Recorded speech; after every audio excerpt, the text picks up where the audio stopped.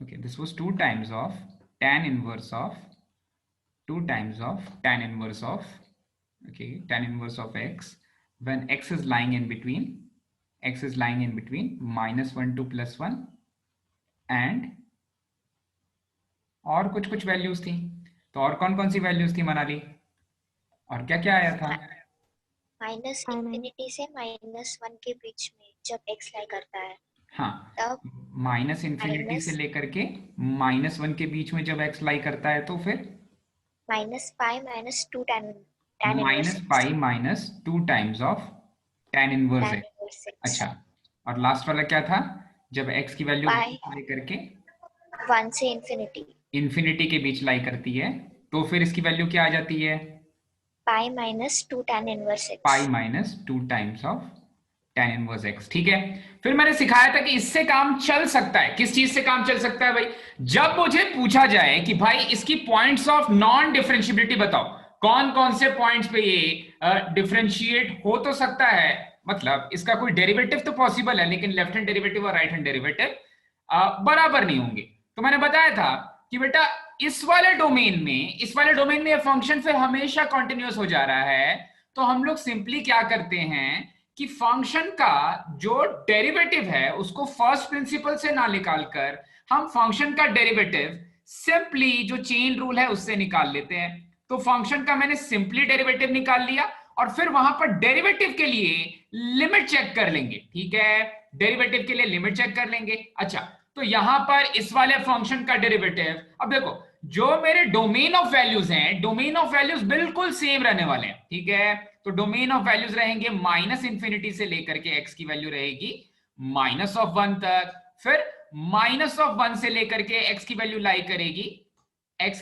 करेगी +1 तक, और फिर x की वैल्यू लाई करेगी 1 से लेकर के इंफिनिटी तक। ठीक है, ओके। अब मैं f डैश x की बात कर रहा हूं, मुझे पॉइंट्स ऑफ नॉन डिफरेंशिएबिलिटी निकालना है, तो मैंने पहले इस फंक्शन का डेरिवेटिव निकाल लिया। ठीक है, आप सभी ने पढ़ लिया होगा कि tan इनवर्स x का डेरिवेटिव क्या होता है बेटा? tan इनवर्स x का डेरिवेटिव होता है 1 प्लस एक्स स्क्वायर। ठीक है, तो ये सारी जगह आ जाएगा, यहां पर आ जाएगा -2 divided by 1 plus x square. Differentiate करोगे तो, क्योंकि पाई तो एक कांस्टेंट है, ठीक है, तो पाई की इज्जत नहीं करनी है। दूसरे वाले टर्म में आ जाएगा 2 divided by 1 plus x square, और तीसरे वाले टर्म में फिर से -2 divided by 1 plus x square. ठीक है, अब डिफरेंशिएबिलिटी चेक करनी है तो आप बोलोगे दाल में काला कहां कहां हो रहा है? दाल में काला हो जा रहा है इस वाले पॉइंट पर, इस वाले पॉइंट पर, और इस वाले पॉइंट पर। ठीक है, तो मैंने बहुत अच्छे से बताया था कि जो स्टैंडर्ड प्रोसेस है, स्टैंडर्ड प्रोसेस ये बोलता है कि जब आप किसी मॉडुलस फंक्शन को डिफाइन करते हो तो मॉडुलस फंक्शन में ये वाली इक्वालिटी हमेशा पॉजिटिव वाले टर्म के पास दे सकते हैं। ठीक है, लेकिन जब मैं फंक्शन को कुछ ऐसा डिफाइन कर रहा हूं तो ये आपके ऊपर है कि आप इक्वालिटी किसको दे रहे हो। ठीक है, तो यहां पर मैं चाहता हूं कि मैं अपनी दोनों इक्वालिटीज नीचे वाले फंक्शन को दे दूं, तो मैंने अपनी दोनों इक्वालिटीज ये बीच वाले फंक्शन को दे दिया। ठीक है, मैंने अपनी दोनों इक्वालिटीज ये बीच वाले फंक्शन को दे दी, ये बीच वाले फंक्शन को दे दी मैंने अपनी इक्वालिटी। तो अब क्या करेंगे, कि यहां पर, okay, it was tan inverse ना, सो tan inverse is in fact not defined at these values। tan inverse, एक सेकेंड, मुझे फिर से पूरा प्रूफ करना पड़ेगा, फिर से पूरा प्रूफ मैं नहीं करना चाहता हूं। अच्छा, sine inverse of sine of theta है, हाँ, then it was defined for -π/2 to +π/2। ठीक है, ठीक है, ओके, ओके फाइन, ठीक है। तो ये दोनों इक्वालिटी मैंने बीच वाले के पास दे दी। आपकी आपकी मर्जी है, आप किसी को भी दे सकते हो, ये आपकी मर्जी के अकॉर्डिंग होगा भाई। ठीक है, okay. So next thing is कि अब मैं चेक करूंगा क्रिटिकल पॉइंट्स पे। आप बोलोगे सर क्रिटिकल पॉइंट्स कौन कौन से हो जाएंगे? मैं बोलूंगा बेटा क्रिटिकल पॉइंट्स हो जाएंगे जहां पर फंक्शन अपनी डेफिनेशन चेंज कर रहा है। तो देखो, तो यहां पर -1 था, -1 के पहले फंक्शन कुछ ऐसा बिहेव कर रहा था, और जैसे ही -1 से आगे बढ़े तो फंक्शन ऐसा बिहेव करने लग गया। ओके, तो फिर इस फंक्शन की डेफिनेशन कुछ कुछ इस फॉर्म में डिफाइन करेंगे।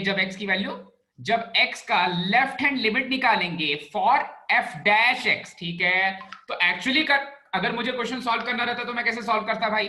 फर्स्ट प्रिंसिपल से मुझे तो f of x plus h minus f of x divided bye x plus H minus x करना पड़ता, बट इसका शॉर्ट ट्रिक क्या हमने सीखा कि फंक्शन का डेरिवेटिव निकाल लो, और फंक्शन के डेरिवेटिव का अगर लिमिट एग्जिस्ट करता है क्रिटिकल पॉइंट्स पे, इसका मतलब फंक्शन के डेरिवेटिव्स उन क्रिटिकल पॉइंट्स पे लेफ्ट हैंड डेरिवेटिव और राइट हैंड डेरिवेटिव बराबर हो जा रहा है, तो वो पॉइंट्स ऑफ नॉन डिफरेंशिएबिलिटी नहीं होंगे अगर क्रिटिकल पॉइंट्स पे उनके लिमिट्स इक्वल नहीं हो रहे हैं, फंक्शन के डेरिवेटिव का लिमिट इक्वल नहीं हो रहा है, तो वो क्रिटिकल पॉइंट्स पे क्या मिलेगा भाई, पॉइंट्स ऑफ नॉन डिफरेंशिएबिलिटी। ठीक है, तो अब आप क्या करोगे, सिंपली आप चेक करोगे what is F dash of minus of one. ठीक है, तो F dash of minus of one, और इस वाली चीज के लिए मैं पहले लूंगा इसका लेफ्ट हैंड डेरिवेटिव।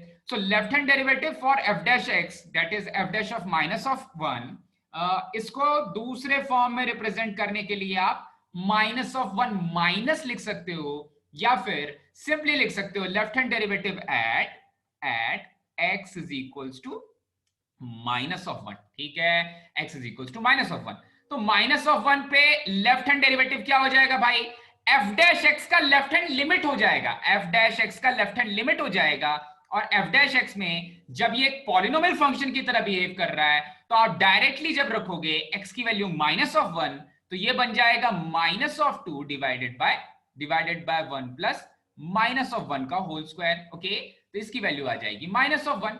ठीक है, वैसे ही अब देखो तो माइनस ऑफ वन के राइट हैंड साइड में जब मैं जाऊंगा तो मुझे राइट हैंड डेरिवेटिव निकालना है। ठीक है, लेकिन मैं ऐसा बोल रहा हूं कि राइट हैंड डेरिवेटिव निकालने में बहुत मुश्किल पड़ रही है, तो राइट हैंड डेरिवेटिव ना निकाल करके मैंने को फंक्शन को डिफरेंशिएट कर दिया, और जब मैंने फंक्शन को डिफरेंशिएट कर दिया तब फंक्शन के फर्स्ट डेरिवेटिव की मैं राइट हैंड लिमिट निकाल ले रहा हूं। ठीक है, तो देखो तो अब निकालेंगे right hand derivative at x is equals to minus of one, लेकिन उसको बोलेंगे क्या, वो किसके बराबर है, right hand limit for F dash x के, right hand limit for F dash x, और वो चीज हो जाएगी 2 divided by 1 plus minus of 1 का होल स्क्वायर।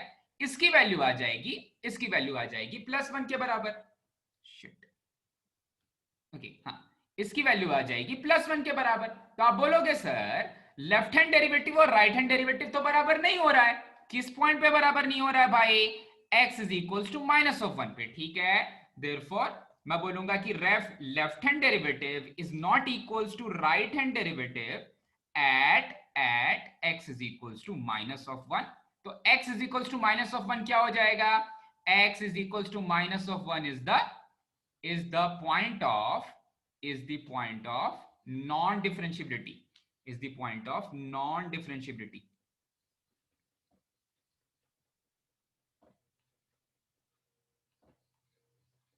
ओके, ठीक है, चल सभी को समझ में आया, छोटी सी चीज सभी को समझ में आई भाई। लास्ट क्लास में मैंने बताया था कि f ऑफ x ये पूरा कैसे लिख सकते हैं, ये वाली चीज क्यों आती है भाई, minus of pi minus 2 tan inverse x, 2 tan inverse x और pi minus 2 tan inverse x, और ये वाली चीज हमने इनवर्स ट्रिग्नोमेट्रिक फंक्शन के सबसे आखिरी चीज जो प्रूव की थी वो चीज भी यही थी। तो आई होप कि सभी एक बार वीडियो देख के आए होंगे। कल अभिनव सर ने भी बोला कि आप जब भी क्लास के लिए आते हो तो थोड़ा बहुत प्री रिक्विजिट पुरानी चीजें पढ़ के आया करो। ठीक है, चलो, तो ये वाली चीज सभी को समझ में आ गई? हाँ सर। किसी को कोई डाउट भाई? ये छोटी सी चीज है, बहुत टफ मत बनाना इस चीज को, ये आसान चीज है। इसके साथ में एक और होमवर्क दे दूंगा भाई, जिससे कि और अच्छे से समझ में आ जाएगा। ओके, तो अभी के लिए देखो तो मुझे वो वाला पॉइंट जहां पर दाल काली लग रही थी वो कौन सा पॉइंट है भाई, यहां पर वो वाला पॉइंट था माइनस ऑफ वन। और कौन सा ऐसा पॉइंट है जहां पर दाल में कुछ काला है, और वो दूसरा पॉइंट है x is equals to plus one. ठीक है, तो x is equals to plus one पे भी लेफ्ट हैंड डेरिवेटिव और राइट हैंड डेरिवेटिव चेक करना है, लेकिन करेंगे नहीं। ठीक है, करेंगे नहीं, करेंगे क्या, लेफ्ट हैंड लिमिट और राइट हैंड लिमिट चेक करेंगे। किसके लिए भाई, फंक्शन के फर्स्ट डेरिवेटिव के लिए। ये वाली चीज कब कर सकते हैं, जब वो एक कंटिन्यूअस फंक्शन हो, उसका डेरिवेटिव उसके पहले गिवन डोमेन में एक कंटिन्यूअस फंक्शन हो। ठीक है, तो अभी के लिए चेक करते हैं left hand derivative at x is equals to one, left hand derivative at x is equals to plus one, x is equals to plus one. फिर से सुनो, डेरिवेटिव नहीं निकाल रहे हैं भाई, फर्स्ट प्रिंसिपल नहीं यूज कर रहे हैं, डायरेक्टली डेरिवेटिव में जो लेफ्ट हैंड साइड की लिमिट है फंक्शन के फर्स्ट डेरिवेटिव में वो वाली चीज सब्स्टिट्यूट करेंगे तो अभी भी यार 2 divided by 1 plus x square, तो ये वाली चीज हो जाएगी 2 divided by 1 plus x square की 1 प्लस एक्स स्क्वायर में x की जगह पर 1 रख देंगे तो इसकी वैल्यू आ जाएगी +1। अच्छा, वैसे ही अगर आप राइट हैंड डेरिवेटिव निकालने की कोशिश करोगे तो आप एक्चुअली में क्या निकाल रहे हो, आप एक्चुअली में राइट हैंड डेरिवेटिव के लिए राइट हैंड लिमिट निकाल रहे हो फंक्शन के फर्स्ट डेरिवेटिव के डेफिनेशन पे। ओके, सो फंक्शन का फर्स्ट डेरिवेटिव का डेफिनेशन जब x की वैल्यू 1 से बड़ी हो जाती है तो वो होता है -2/1 प्लस एक्स स्क्वायर, वो वाली चीज हो जाती है -2/1 प्लस एक्स स्क्वायर। तो यहां पर लिखेंगे -2/1 प्लस एक्स की वैल्यू रखेंगे 1 क्योंकि 1 पे चेक कर रहे हैं, तो इसकी वैल्यू भी आ जाएगी -1। ठीक है, इसकी वैल्यू आ जाएगी -1। तो फिर से सेम कहानी भाई, left hand derivative is not equals to right hand derivative at x is equals to 1, therefore left hand derivative right hand derivative बराबर नहीं है तो x इज इक्वल्स टू 1 भी क्या हो जाएगा, is also point of non differentiability.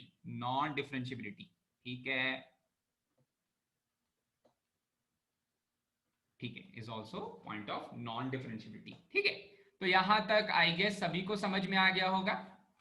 ये दोनों चीजें सभी को समझ में आ गई। ठीक है, अब आप बोलोगे सर इसमें बहुत ज्यादा मेहनत लग रही है। पहली मेहनत कहां लग रही है, आप बोलोगे सर ये वाला जो फॉर्मूला है pi minus 2 tan inverse x, 2 tan inverse x और pi minus 2 tan inverse x, 2 tan inverse x और pi minus 2 tan inverse x, sir ये बहुत मुश्किल फॉर्मूला लग रहा है। ठीक है, शायद हम भूल जाएंगे एग्जाम में। ठीक है, याददाश्त कमजोर हो जाएगी। देखो, इसको सॉल्व करने का अगर केवल नॉन डिफरेंशियबिलिटी के बारे में पूछा है तो इसको सॉल्व करने का एक और सिंपल सा प्रोसेस है। ठीक है, वो सिंपल सा प्रोसेस क्या है भाई, देख लो एक बार। फंक्शन क्या है, फंक्शन है मेरा। ओके, तो इसको सॉल्व करने का सेकंड मेथड क्या है भाई, सेकंड मेथड देखते हैं। Second method, okay, so function का डेरिवेटिव जहां जहां डिफाइन नहीं होगा वहां पर फंक्शन नॉन डिफरेंशिएबल हो जाएगा। इस प्रिंसिपल से अगर मैं बोलूं अभी मेरे पास है f of x is equals to sine inverse of 2x upon 1 plus 2x upon I guess 1 plus x square, 2x upon 1 plus x square, 1 plus x square. ठीक है, तो आप सभी को पता है क्या साइन इनवर्स का डेरिवेटिव क्या होता है, 1/√1 माइनस एक्स स्क्वायर। हाँ ठीक है, तो याद रख लेते हैं, अभी के लिए याद रख लेते हैं। इसका भी मैं प्रूफ कराऊंगा, तो कहीं ना कहीं थोड़े देर के लिए आप मुझ पर विश्वास रखो और सोनाली पर विश्वास रखो। साइन इनवर्स एक्स का डेरिवेटिव होता है 1 upon square root of 1 minus X square. ठीक है, चलो ये माइनस है भैया, ये माइनस है यहां पर, तो कंफ्यूज मत होना। Square root of 1 minus X square, सभी सहमत हैं भाई? और भी लोगों को पता था क्या साइन इनवर्स का डेरिवेटिव कुछ ऐसा होता है? हाँ सर। ओके, पता था। ठीक है, चलो। ओके, जब ऐसी चीज है तो देखो, तो इसको हम डिफरेंशिएट करते हैं। अब सिंपल सा चेन रूल ऑफ डिफरेंशिएशन लगाना है, simply chain rule of differentiation लगाना है। ठीक है, तो देखो, तो f डैश x क्या हो जाएगा, फंक्शन का डेरिवेटिव क्या हो जाएगा भाई, साइन इनवर्स ऑफ समथिंग का derivative 1 upon square root of 1 minus the same thing, यानी कि 2x upon 1 plus x square का होल स्क्वायर, ये वाली चीज हो जाएगी। लेकिन काम खत्म हो गया क्या केयूरी, डिफरेंशिएट कर दिया क्या, डिफरेंशिएशन हो गया क्या? ओके, सो डिफरेंशिएशन नहीं हुआ है। जो मेरा न्यूमरेटर है, अब देखो तो ये वाले फंक्शन को मुझे पूरा डिफरेंशिएट करना है, तो ये वाली चीज को क्या बोलते हैं भाई, ये वाली चीज को हम लोग बोलते हैं चेन रूल ऑफ डिफरेंशिएशन। तो derivative of numerator times of denominator minus derivative of denominator times of numerator divided by denominator का whole square divided by 1 plus x square का होल स्क्वायर। ये लग गया चेन रूल लग गया। अब आप थोड़ा बहुत नीचे में हेरा फेरी करोगे तो ये वाली चीज बन जाएगी। आपको पता है 1 प्लस एक्स स्क्वायर तो हमेशा पॉजिटिव है, तो उस वाली चीज को यूज करके मैं देखो नीचे वाले स्क्वायर रूट को कैसे डिफाइन करूंगा।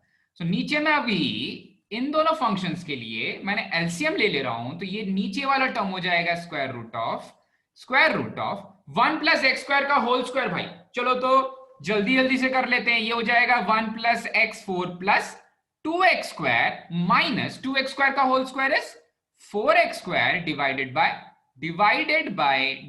बाय 1 प्लस एक्स स्क्वायर का whole square, 1 plus x square का होल स्क्वायर।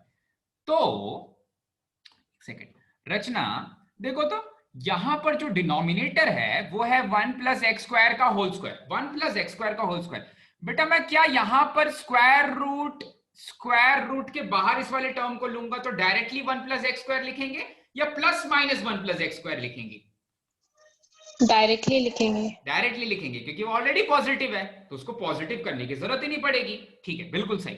तो ये दूसरे वाले टर्म को मैं थोड़ा सा और सॉल्व कर लेता हूं। ये हो जाएगा 2 प्लस 2x स्क्वायर, अच्छा माइनस 2 2 जा 4x square divided bye minus 4x square divided by 1 plus x square का होल स्क्वायर।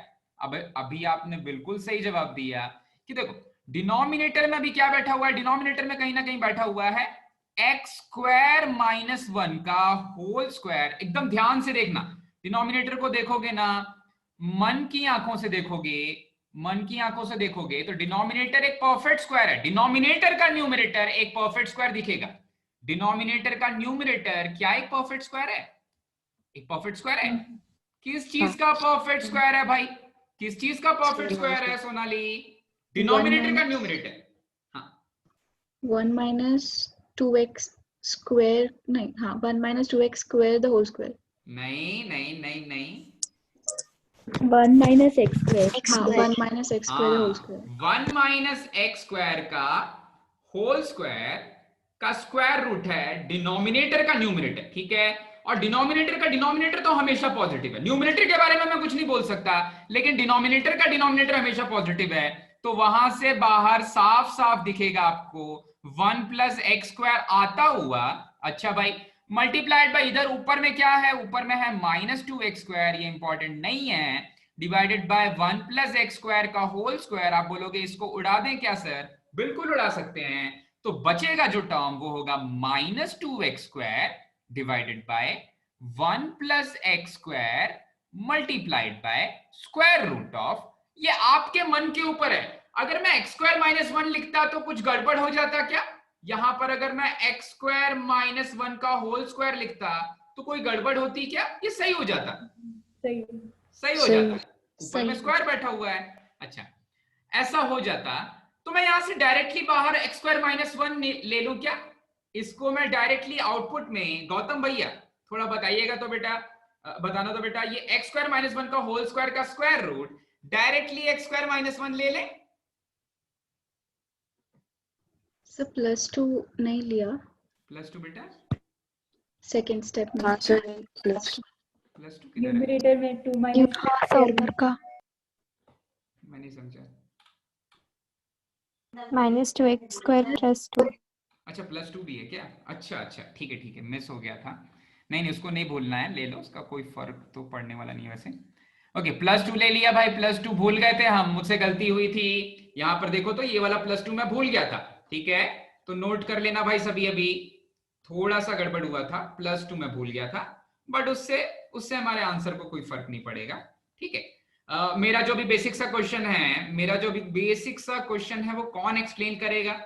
थोड़ा सा मन की आंखों से सोचो तो एक्स स्क्वायर माइनस 1 का होल स्क्वायर का स्क्वायर रूट क्या बाहर आता है इनसे? कौन सी चीज बाहर आ जाती है इनसे? सिंपली एक्स स्क्वायर माइनस 1 बाहर आ जाता है? नहीं आता। मॉड ऑफ, ये तो सबसे पहली चीज सिखाई थी भाई मैंने, समय के शुरुआत में सिखाई थी। तो अभी के लिए एक्सप्लेन किए बिना मैं कैसा ले लूं इसको, मैं कैसा रख लूं इसको? यहां पर आ जाएगा -2 कॉमन ले लिया तो यहां पर आ गया x square minus 1 divided by 1 plus x square multiplied bye modulus of, तो यहां पर मॉडुलस ले लेता हूं मैं। ठीक है, multiplied by modulus of, okay, modulus of x square minus 1। ठीक है, अब आपका मन तो जरूर कर रहा होगा कि भाई ये ऊपर वाले एक्स स्क्वायर माइनस 1 को नीचे वाले एक्स स्क्वायर माइनस 1 से कैंसिल कर दें क्या? नहीं करेंगे, नहीं करेंगे। जितनी ज्यादा वैल्यूज हों, 4th डिग्री का टर्म रहेगा तो और x की वैल्यूज मिलेंगी, इसलिए हम लोग कभी भी कैंसिलेशन नहीं करते हैं, कभी भी कैंसिलेशन नहीं करते हैं, प्रोवाइडेड वो नॉन जीरो हो जाए। मुझे नहीं पता कि वो जीरो है या नॉन जीरो है। तो अभी के लिए ये जो फंक्शन का डेरिवेटिव है, ये कौन कौन से पॉइंट्स पे डिफाइन नहीं हो पा रहा है? ये जो फंक्शन का डेरिवेटिव आ रहा है, ये कौन कौन से पॉइंट्स पे डिफाइन नहीं हो पा रहा है भाई? Plus minus one. जब एक्स स्क्वायर माइनस वन कुछ गड़बड़ करेगा, जब ये वाली वैल्यू जीरो हो जाएगी, इसका मतलब जब x की वैल्यू या तो +1 हो जाए या तो -1 हो जाए, गड़बड़ हो जाएगी। ठीक है, फंक्शन का फर्स्ट डेरिवेटिव डिफाइन ही नहीं हो पाएगा। फंक्शन का फर्स्ट डेरिवेटिव डिफाइन ही नहीं हो पाएगा। फंक्शन का अगर फर्स्ट डेरिवेटिव डिफाइन नहीं हो पाएगा, जो कि एक फंक्शन ही है, तो मैं बोलूंगा कि मेरी पॉइंट्स ऑफ नॉन डिफरेंशिएबिलिटी भी ये हो जाएंगे।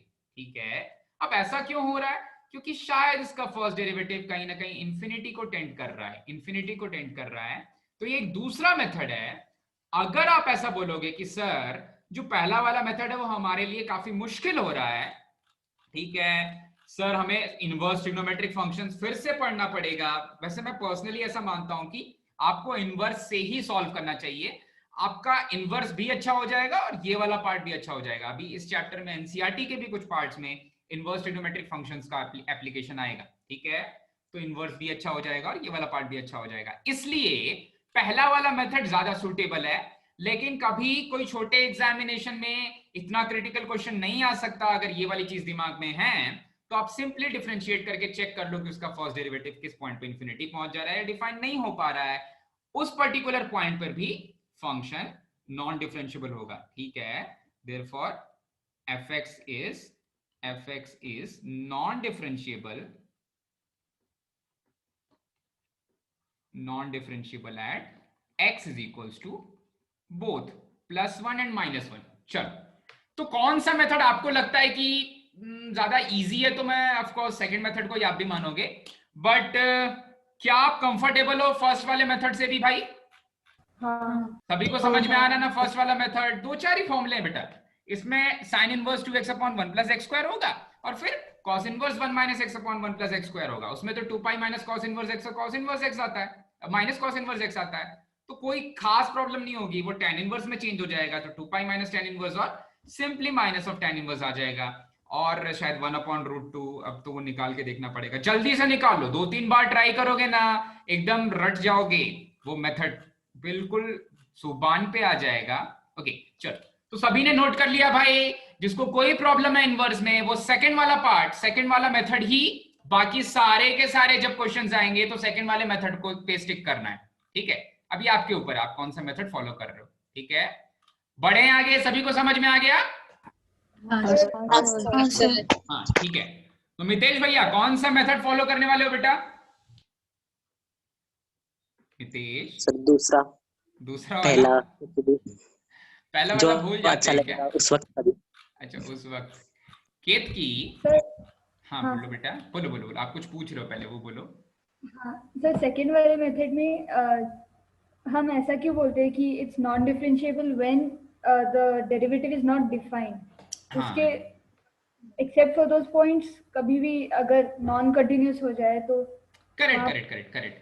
देखो एक्चुअली क्या होता है कि हम जितने फंक्शंस पढ़ते हैं ना, आप कभी साइन इनवर्स का डेरिवेटिव साइन इनवर्स के फॉर्म में नहीं पढ़ोगे, आप कभी tan इनवर्स का डेरिवेटिव tan इनवर्स के फॉर्म में नहीं पढ़ोगे। जब मैं किसी फंक्शन को डिफरेंशिएट कर देता हूं ना, तो जितने स्टैंडर्ड डेरिवेटिव्स हैं उस पे अच्छी चीज ये है कि जितने भी स्टैंडर्ड डेरिवेटिव्स हैं वो कहीं ना कहीं पॉलिनोमियल फंक्शन के फॉर्म में कन्वर्ट हो जाते हैं। जैसे साइन इनवर्स का डेरिवेटिव आपको थोड़ा बहुत पॉलिनोमियल फंक्शन और स्क्वायर रूट लगा हुआ दिख रहा है, वैसे ही tan इनवर्स का 1/1 + x² ऐसी वाली कोई चीज बनेगी। ठीक है, तो जब ये पॉलिनोमियल फॉर्म में कन्वर्ट हो जाते हैं तो कहीं ना कहीं हम बोल सकते हैं कि पॉलिनोमियल डिवाइडेड बाय पॉलिनोमियल एक कंटीन्यूअस फंक्शन होगा, या पॉलिनोमियल मल्टीप्लाइड बाय पॉलिनोमियल एक कंटीन्यूअस फंक्शन होगा, सो एंड सो। ये सारी चीजें हम बोल सकते हैं। जब ये सारी चीजें हम बोल पाते हैं तो केवल एक ही केस बच जाता है बेटा, जब वो फंक्शन खुद इंफिनिटी पे इस तरह का कुछ फंक्शन बन रहा है, तभी उसका डेरिवेटिव इंफिनिटी हो जाएगा, तभी उसका, अगर मैं स्लोप ड्रॉ करूंगा तो π/2 हो जाएगा। और मैंने आपको बताया है कि π/2 को हम कंसिडर नहीं करते हैं अपने फर्स्ट प्रिंसिपल में। फर्स्ट प्रिंसिपल क्या बोलता है कि फंक्शन का डेरिवेटिव इंफिनिटी नहीं होना चाहिए, नॉट डिफाइंड नहीं होना चाहिए, उसी के लिए केवल फर्स्ट प्रिंसिपल बनाया गया था। ठीक है, तो जब मेरा डिनोमिनेटर 0 हो जाएगा तभी वो केस आएगा कि फंक्शन नॉन डिफरेंशिएबल होगा। हो सकता है उस पॉइंट पे भी इंफिनिटी या इंफिनिटी वाला स्लोप मिल रहा हो, लेकिन उस स्लोप को हम काउंट नहीं करते। फर्स्ट डेरिवेटिव बोलता है स्लोप इंफिनिटी नहीं होना चाहिए, सिंपली ये चीज याद रखनी, ठीक है? हाँ ओके, फर्स्ट डेरिवेटिव ये नहीं बोलता, फर्स्ट प्रिंसिपल ये नहीं बोलता कि आपका डेरिवेटिव इंफिनिटी नहीं होना चाहिए। आपके डेरिवेटिव्स इंफिनिटी हो सकते हैं, एक डेरिवेटिव डिफाइन होगा लेकिन दोनों इक्वल नहीं होंगे, कभी ऐसा हो जाएगा दोनों इक्वल नहीं होंगे, इंफिनिटी पे इक्वल नहीं होंगे। तो जो जिसने सबसे पहले फर्स्ट प्रिंसिपल डिफाइन किया था उसने ये बोला था कि डेरिवेटिव आपका इंफिनिटी कभी आना ही नहीं चाहिए, कभी नहीं आना चाहिए। फिर धीरे धीरे जब फर्स्ट प्रिंसिपल से ही हम लोग परपेंडिकुलर टेंजेंट्स या टेंजेंट्स एट इंफिनिटी निकालने की कोशिश की हमने, गौतम टेंजेंट्स एट इंफिनिटी निकालने की कोशिश की, तब लोगों ने फर्स्ट प्रिंसिपल को ही चेंज कर दिया, ठीक है? तो अभी के लिए मैं ये मान के चल रहा हूं, मैं जो पुराना वाला डेफिनेशन है उसको मान के चलूंगा, और मैं आपको अलग से पढ़ाऊंगा कि भाई टेंजेंट्स जो वर्टिकल टेंजेंट है वो क्या होता है। तो मैं पुरानी डेफिनेशन लेके ही चल रहा हूं, ठीक है? और वैसे ही लेके चलना है, उसमें कोई कंफ्यूजन नहीं होगा। ओके, तो केतकी समझ में आया? हाँ सर। तो फर्स्ट वाला फॉर्म यूज करोगे आप कभी एग्जाम में आ गया, या सेकंड वाला फॉर्म? फर्स्ट वाला फॉर्म, बहुत अच्छा, ठीक है। चलो, तो एक सभी होमवर्क लिख लो, तो कल क्लास होगी तो जरूर डिस्कस करेंगे। आपके ऊपर है आप कैसे सॉल्व कर रहे हो, ठीक है? आपको points of non differentiability of f of x is equals to cos inverse of 1 minus X square upon 1 plus x square, इसकी पॉइंट्स ऑफ नॉन डिफरेंशिएबिलिटी निकालनी है, ठीक है? Find the points of non differentiability.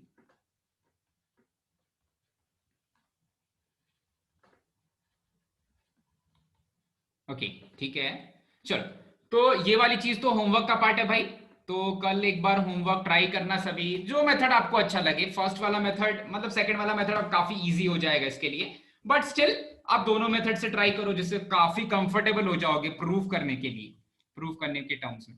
Okay, हाँ, अब next वाला बहुत important form है, जो क्वेश्चन नंबर 13 है, क्वेश्चन नंबर 12 है होमवर्क एक्सरसाइज का, बहुत क्रिटिकल क्वेश्चन है। इसके ऊपर एक प्रीवियस ईयर जेई भी क्वेश्चन है, तो पहले ये वाला क्वेश्चन डिस्कस करते हैं, और दूसरा वाला जो क्वेश्चन है बिल्कुल इसी फॉर्म का, उसमें कुछ आप मदद करोगे कि कैसे उस क्वेश्चन को सॉल्व करना है, ठीक है?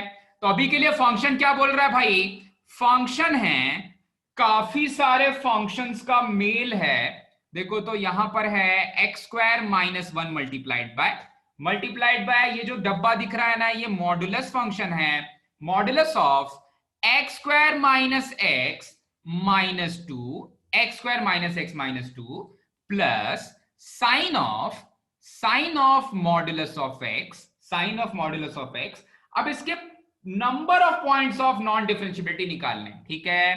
तो अगर हमारे पास डेस्मोस की सुविधा रहती तो हम लोग तुरंत इसका ग्राफ बना करके निकाल सकते थे, ठीक है?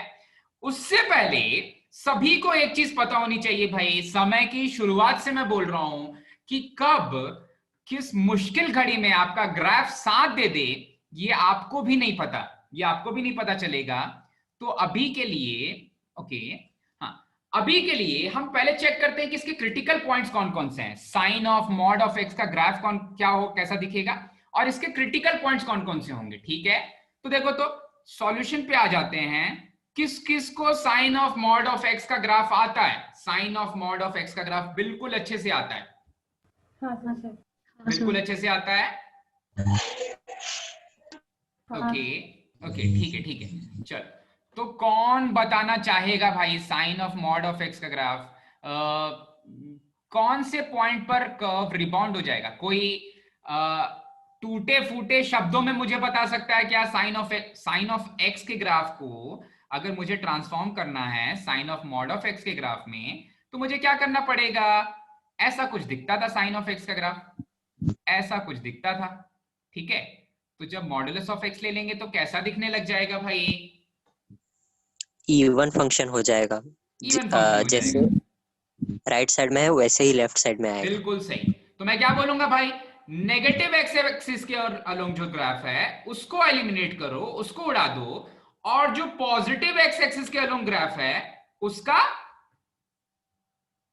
पॉजिटिव एक्स एक्सिस के अलॉन्ग जो ग्राफ है उसका क्या ले लेंगे? Mirror मिरर इमेज ले लेंगे about line x is equal to 0 या y एक्सिस, ठीक है। तो ये वाला ग्राफ किसका बन जाएगा भाई? ये वाला ग्राफ बन जाएगा sine of modulus of x, sine of modulus of x, ठीक है। अब इस वाले क्वेश्चन को सॉल्व करने के लिए केवल इतनी सी चीज जरूरी नहीं है, और भी ढेर सारी चीजें आ जाती हैं। तो ढेर सारी चीजें पहले मैं थ्योरी वाला पार्ट इसी के साथ पढ़ा रहा हूं, और फिर हम लोग वापस आएंगे इस क्वेश्चन पे। अभी के लिए ग्राफ वाला चीज याद रखो। तो सभी को ग्राफ समझ में आया भाई? साइन मॉड एक्स का ग्राफ कैसे बनता है? साइन एक्स का ग्राफ बनाएंगे, फिर नेगेटिव एक्स एक्सिस के अलोंग जितना भी ग्राफ है वो सारा का सारा ग्राफ एलिमिनेट कर देंगे, फिर जो बचा हुआ ग्राफ है अलोंग पॉजिटिव एक्स एक्सिस उसी का मिरर इमेज ले लेंगे about negative, about line X is equal to 0 यानी कि वाई एक्सिस, ठीक है। ओके, तो इस ग्राफ को देख करके आपको चमक रहा है क्या भाई कि कौन सा पॉइंट होगा इकलौता point of non differentiability sine of mod of X के संसार में? एक ही पॉइंट है जो नॉन डिफरेंशिएबिलिटी वाला पॉइंट है, ठीक है। x is equal to 0, x is equal to 0। देखो तो यहां पर ग्राफ में शार्प टर्न आ रहा है, तो x is equal to 0 is the point of non differentiability, is the point of non differentiability, ठीक है। लेकिन इसके बाद जितने भी क्वेश्चंस हैं ना, देखो एग्जाम में क्या करेगा कि आपको एक फंक्शन दे देगा प्लस कोई दूसरा फंक्शन दे देगा, और उन ढेर सारे फंक्शंस की फिर एडिशन टू एक तीसरा फंक्शन दे देगा, और उन सारे के सारे फंक्शंस की नॉन डिफरेंशिएबिलिटी के पॉइंट्स के बारे में अगर ऐसा कोई फंक्शन आए तो हम लोग कुछ थ्योरम्स पढ़ लेते हैं डिफरेंशिएबिलिटी के, और ये वाले थ्योरम्स को डायरेक्टली अप्लाई करते हैं, ठीक है। तो मैं कुछ केसेस ले ले रहा हूं जिसमें कि फर्स्ट वाला केस है, मेरे पास मान लो दो फंक्शंस है, दो से ज्यादा भी हो सकते हैं, दो फंक्शंस के लिए मिनिमम मैं डिफाइन कर रहा हूं ये थ्योरम। मैं बोल रहा हूं मेरे पास एक फंक्शन है f ऑफ x और दूसरा फंक्शन है g ऑफ x, ठीक है। f ऑफ x भी डिफरेंशिएबल फंक्शन है, f ऑफ x भी मेरा डिफरेंशिएबल फंक्शन है, और g ऑफ x भी मेरा डिफरेंशिएबल फंक्शन है, ठीक है। g ऑफ x भी मेरा डिफरेंशिएबल फंक्शन है, ठीक है। तो देखो अब इन दोनों के डिफरेंशिएबिलिटी के बारे में जो चीजें मुझे पता चल गई, उससे मैं ये बोल सकता हूं कि f of x plus gx, f of x plus gx, f of x minus gx, अच्छा f of x multiplied by gx और f of x divided bye gx, ये सारे के सारे ये जितने भी फंक्शंस है ना, सम, डिफरेंस, प्रोडक्ट और कोशिएंट, ये सारे के सारे भी डिफरेंशिएबल होंगे, ठीक है। ये सारे के सारे फंक्शंस भी डिफरेंशिएबल होंगे, ओके। और अगर इनमें से कोई एक नॉन डिफरेंशिएबल हो जाए, तो ये हो गया पहला वाला केस कि भाई अगर ये दोनों डिफरेंशिएबल हैं तो दो डिफरेंशिएबल फंक्शंस को ऐड करें, सब्ट्रैक्ट करें, मल्टीप्लाई करें या कोशिएंट ले लें। कोशिएंट में एक एक्स्ट्रा चीज होगी कि भाई gx की वैल्यू नॉन जीरो हो जानी चाहिए, ठीक है। तो इनका सम, प्रोडक्ट, डिफरेंस और कोशिएंट हमेशा डिफरेंशिएबल होगा। इसी के साथ आगे बढ़ते हैं, दूसरा वाला जो पार्ट है इसका, उसमें इन दोनों में से कोई एक फंक्शन नॉन डिफरेंशिएबल हो जाएगा। तो किसको नॉन डिफरेंशिएबल ले लें भाई? gx को नॉन डिफरेंशिएबल ले लेते हैं, ठीक है। चलो, तो अगर मेरा f ऑफ x डिफरेंशिएबल है और अगर मेरा g of x non differentiable है, ये d का मतलब डिफरेंशिएबल है, समझ जाना, ठीक है। तो यहां पर देखो गड़बड़ कहां हो जाती है, कहां पर हम लोग डायरेक्टली एकदम श्योर शॉट बोल सकते हैं कि हाँ भाई ये पक्का डिफरेंशिएबल होगा या पक्का डिफरेंशिएबल नहीं होगा। ये बोल सकते हैं f of x plus gx के बारे में और f of x minus gx के बारे में, ठीक है। अगर इनमें से कोई भी एक फंक्शन नॉन डिफरेंशिएबल हो गया तो फिर इनका सम और डिफरेंस भी नॉन डिफरेंशिएबल हो जाएगा, इनका सम और डिफरेंस भी नॉन डिफरेंशिएबल हो जाएगा, ठीक है। तो ये वाली इंपॉर्टेंट चीज याद रखेंगे। अच्छा, फिर आप बोलोगे सर प्रोडक्ट और कोशिएंट क्या हो जाता है? प्रोडक्ट और कोशिएंट के बारे में हम कुछ बोल सकते हैं क्या कि अच्छा अगर एक फंक्शन डिफरेंशिएबल है दूसरा फंक्शन नॉन डिफरेंशिएबल है तो उनका प्रोडक्ट के बारे में कुछ बोल सकते हैं क्या? नहीं बोल सकते। कभी कभी हो जाता है वो डिफरेंशिएबल, उसके मन के ऊपर भाई, कभी कभी किसी किसी पॉइंट पे डिफरेंशिएबल हो जाता है, कभी कभी अपने डोमेन में नॉन डिफरेंशिएबल हो जाता है। तो दो तरह के फंक्शंस, जब फंक्शन एफ ऑफ एक्स को मल्टीप्लाई कर दें जी ऑफ एक्स से, या फिर फंक्शन एफ ऑफ एक्स का कोशिएंट ले लें, F of x divided by G of X quotient ले लें इनका, such that G X is not equals to 0, तो ये दोनों के बारे में ही हम लोग कुछ भी नहीं बोल सकते। ठीक है, ये दोनों के बारे में ही कुछ भी नहीं बोल सकते कि भाई क्या फंक्शन डिफरेंशिएबल होगा या नॉन डिफरेंशिएबल होगा, कुछ भी नहीं बता सकते। ठीक है, तो यहां तक सभी को समझ में आया? हाँ सर। हाँ सर। Okay okay. तीसरा वाला पॉइंट इसी में है, इसी के कंटिन्यूएशन में, कि जब दोनों नॉन डिफरेंशिएबल हो जाए, दोनों नॉन डिफरेंशिएबल हो जाएंगे तो पूरी की पूरी दाल ही काली हो जाएगी। ठीक है, अगर मेरा एफ ऑफ एक्स भी नॉन डिफरेंशिएबल है और अगर मेरा जी ऑफ एक्स भी नॉन डिफरेंशिएबल है, तब तो किसी के बारे में कुछ भी नहीं बोला जा सकता। ठीक है, इनके लिए मैं बोलूंगा कि ये चारों के चारों फॉर्म्स कौन कौन से भाई? F of x plus G of x, अच्छा भाई, F of x minus G of x, okay, F of x times of G of x, और F of x divided by G of x when G of x is non zero. ये सारे के सारे functions क्या होंगे? इन सारे के सारे फंक्शंस या तो डिफरेंशिएबल हो सकते हैं या तो नॉन डिफरेंशिएबल हो सकते हैं। इनके बारे में मैं कुछ भी श्योर शॉर्ट पक्का नहीं बोल सकता भाई कि ये हमेशा ही डिफरेंशिएबल होंगे या हमेशा ही नॉन डिफरेंशिएबल होंगे। ठीक है, चलो इतनी सी चीज समझ में आ गई? समझ में आया सभी को? ठीक है, चलो अब वापस आ जाते हैं अपने क्वेश्चन की तरफ। क्वेश्चन को फिर से ध्यान से देखो। क्वेश्चन को जब आप ध्यान से देखोगे तो यहां पर क्वेश्चन में मेरे पास दो अलग अलग फंक्शंस हैं। ठीक है, दो अलग अलग फंक्शंस हैं। जो पहला वाला फंक्शन है वो तो एक मॉडुलस फंक्शन का मल्टीप्लिकेशन है एक पॉलिनोमियल फंक्शन के साथ, x square minus 1 times of modulus of this thing. ठीक है, तो ये वाला मेरा पहला वाला फंक्शन है और दूसरा वाला फंक्शन है mod of sine of mod of x। ठीक है, तो अच्छा आप मुझे ये बताओ कि अभी जो मैंने थ्योरम्स पढ़ाए एक बार फिर से आप देख लो। अगर आपने थ्योरम्स लिख लिए हैं तो एक बार फिर से वो थ्योरम्स आप देख लो। वो थ्योरम्स देख करके आप पक्का एक पॉइंट ऑफ नॉन डिफरेंशिएबिलिटी तो बता सकते हो। सम ऑफ दीज टू फंक्शंस की एक पॉइंट ऑफ नॉन डिफरेंशिएबिलिटी तो पक्का बता सकते हो। वो कौन सा पॉइंट होगा भाई? x is equal to 0। Correct, x is equals to 0 हो जाएगा भाई। जिस पॉइंट पर अरे एक ने दाल काली कर दी ना और दोनों ही मेरे दाल में है, तो भाई एक फंक्शन की वजह से अगर दाल काली हो जा रही है तो भाई पूरी दाल काली हो जा रही है। तो x is equals to 0 is the point of non differentiability of पूरा का पूरा फंक्शन। ठीक है, अच्छा अब आपके पास, अब आपको एक छोटा सा काम देता हूं मैं। अब आपको क्या करना है कि जो फर्स्ट वाला फंक्शन है उसकी points of non differentiability check करनी है, क्योंकि बाकी सारे के सारे रियल वैल्यूज ऑफ x के लिए sine of mod of x तो हमेशा डिफरेंशिएबल है। ठीक है, sine of mod of x तो एक्सेप्ट x इक्वल्स टू 0 हमेशा डिफरेंशिएबल है। तो अगर मैं इन फंक्शन को ब्रेक कर देता हूं, अगर मैं इन फंक्शंस को ब्रेक कर देता हूं, इस वाले फंक्शन को बोल देता हूं ये वाला फंक्शन है g ऑफ x, और इस वाले फंक्शन को बोल देता हूं ये वाला मेरा फंक्शन है h ऑफ x, तो अब मैं केवल h ऑफ x की पॉइंट्स ऑफ नॉन डिफरेंशिएबिलिटी निकालूंगा। ठीक है, तो अभी तक पूरे के पूरे f ऑफ x में कितने पॉइंट्स ऑफ नॉन डिफरेंशिएबिलिटी मुझे मिल चुके हैं? 1 मिल गया। g ऑफ x के लिए समझ गए, g ऑफ x के लिए x equals to 0 point of non differentiability मिल गया।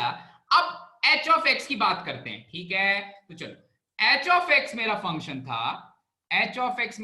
था, तो ये वाली चीज थोड़ा सा, ये वाली चीज यहाँ पर थोड़ा सा थ्योरी वाला पार्ट है, तो इसको अलग से भी सोच सकते हो। अभी हम लोग क्वेश्चन कंटिन्यू नहीं कर रहे थे इतने से पार्ट के लिए। ठीक है, ओके फाइन। हाँ भाई, हाँ ये वाले पार्ट तक ऐसा थ्योरी वाला पार्ट है, इसको ऐसे ही याद कर लेना। ठीक है, इसको प्रूव करने के लिए अलग अलग फंक्शंस लेते हैं, cos mod x, x mod x, ऐसा कुछ। ओके, अच्छा अब मेरे पास है फंक्शन h ऑफ x, और h ऑफ x क्या था भाई? h ऑफ x था मुझे वापस जाके देखना पड़ेगा, मैं अपने मॉड्यूल से देख ले रहा हूं, ठीक है। So H of x is x square minus 1 multiplied by modulus of x square minus x minus 2, ऐसा कुछ है एच ऑफ एक्स, ऐसा कुछ फंक्शन है भाई, ठीक है। चलो, तो आपको मैंने बताया था कि दुनिया में 3 ही तरह के ऐसे फंक्शन हैं जिनको कि मोस्टली जिनकी पॉइंट्स ऑफ नॉन डिफरेंशिएबिलिटी या कंटिन्यूटी चेक करने के लिए फंक्शन को रीडिफाइन करना पड़ता है। और ऐसे फंक्शंस कौन कौन से हैं भाई? ऐसे फंक्शंस कौन कौन से हैं? Modulus function, greatest integer function और e raised to the power 1 upon x, या फिर कोई भी एक्सपोनेंशियल फॉर्म। चलो, तो इसको मैं देखो, इसको मैं कुछ ऐसा लिख सकता हूं, ये वाला फंक्शन हो जाएगा मेरा x square minus 1 modulus of, अरे x square minus x minus 2 क्या हो जाता है? X square minus x minus 2 को कैसे लिख सकते हैं भाई? आयशा x square minus x minus 2 को हम कैसा लिख सकते हैं? x minus 1 x minus 1 multiplied by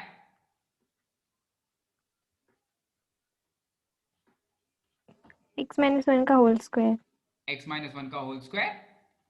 okay, ठीक है, कोई बात नहीं, एक बार ट्राई कर लो। तो देखो, तो इसको ट्राई करने पर आपको क्या मिल रहा है? X square minus x minus 2 को ट्राई करने पे क्या मिल रहा है? इसको कैसे ब्रेक करके लिख सकते हैं? चलो, मेघा कैसे लिख सकते हैं बेटा? फैक्टराइज कर दो तो जल्दी से, मेघा। हाँ सर, कर रही हूँ। हाँ, ठीक है, x माइनस 1 का होल स्क्वायर, एक्स माइनस 1 का होल स्क्वायर, ठीक है, बहुत अच्छा। चलो, केत की इसका फैक्टराइजेशन क्या हो जाएगा बेटा? x plus 1 into x minus 2, x plus 1 into x minus 2, ठीक है। आप लोग चेक कर लो, जिसने फैक्टराइज नहीं कर पाए वो एक बार चेक कर लो। तो ऐसा ही है क्या सोनाली? सही है क्या? हाँ सर। ठीक है। अब अगर मुझसे कोई पूछे कि इसके क्रिटिकल पॉइंट्स कौन कौन से होंगे, तो इसके क्रिटिकल पॉइंट्स वही होंगे जो मॉडुलस के अंदर है। मैं ये नहीं बोलूंगा भैया कि इसके क्रिटिकल पॉइंट्स ये एक्स स्क्वायर माइनस 1 जहां जहां पर 0 है वो भी क्रिटिकल पॉइंट्स पे मैं चेक करूंगा। उन पॉइंट्स पे मुझे चेक नहीं करना है, इस वाले फंक्शन के क्रिटिकल पॉइंट्स होंगे जहां पर मॉडुलस फंक्शन में कोई गड़बड़ हो रही है, ठीक है। तो मैं चेक करूंगा x is equals to minus of 1, जहां पर x प्लस 1 0 हो जाए, x is equals to minus of 1, और जहां पर x माइनस 2 0 हो जाए, यानी कि x is equals to plus 2, ठीक है। ये दोनों पॉइंट्स पर फंक्शन का नेचर चेक करना है, ठीक है, ऐसा कुछ। ओके, ऐसी कोई चीज है तो मैं h ऑफ x को देखो रीडिफाइन कर रहा हूं। h of x will be equals to, आप रीडिफाइन कैसे करेंगे? हाँ बेटा बोलो। सो 1 क्यों नहीं लेते? 1 ना बेटा, ये Critical पहले से ही पॉलिनोमियल फंक्शन है। पॉलिनोमियल फंक्शन किसी का कुछ नहीं बिगाड़ सकता, ठीक है। जो बिगाड़ते हैं कंटिन्यूटी डिफरेंशिएबिलिटी में वो केवल मॉडुलस फंक्शन या ग्रेटेस्ट इंटीजर फंक्शन या e raise to the power 1 upon x वाले फंक्शंस होते हैं, ठीक है। पॉलिनोमियल फंक्शन किसी का कुछ नहीं बिगाड़ता, ठीक है। तो रीडिफाइन करेंगे फंक्शन को तो क्या चाहिए? रीडिफाइन करेंगे फंक्शन को तो उसके क्रिटिकल पॉइंट्स चाहिए, ठीक है। तो रीडिफाइन किसके लिए कर रहे हैं? मॉडुलस के लिए कर रहे हैं, तो केवल मॉडुलस ही देगा मुझे क्रिटिकल पॉइंट्स, केवल मॉडुलस ही देगा मुझे क्रिटिकल पॉइंट्स, ठीक है। ओके, हाँ सर। तो केयूरी मेरी आवाज आ रही है? हाँ सर। बताओ तो बेटा, इसको रीडिफाइन करने के लिए मैं अब अपने डोमेन को कैसा ब्रेक करूं? डोमेन को मैं ब्रेक करना चाहता हूं एक x की value less than minus of 1, एक x की वैल्यू -1 से 2 तक, -1 से 2 तक, और एक x की वैल्यू ग्रेटर देन 2 तक। ये तो मेरा क्वेश्चन नहीं था। मेरा क्वेश्चन ये है कि मैं इक्वालिटी कहां पर लूंगा? मैं इक्वालिटी कौन से पॉइंट पे लूंगा?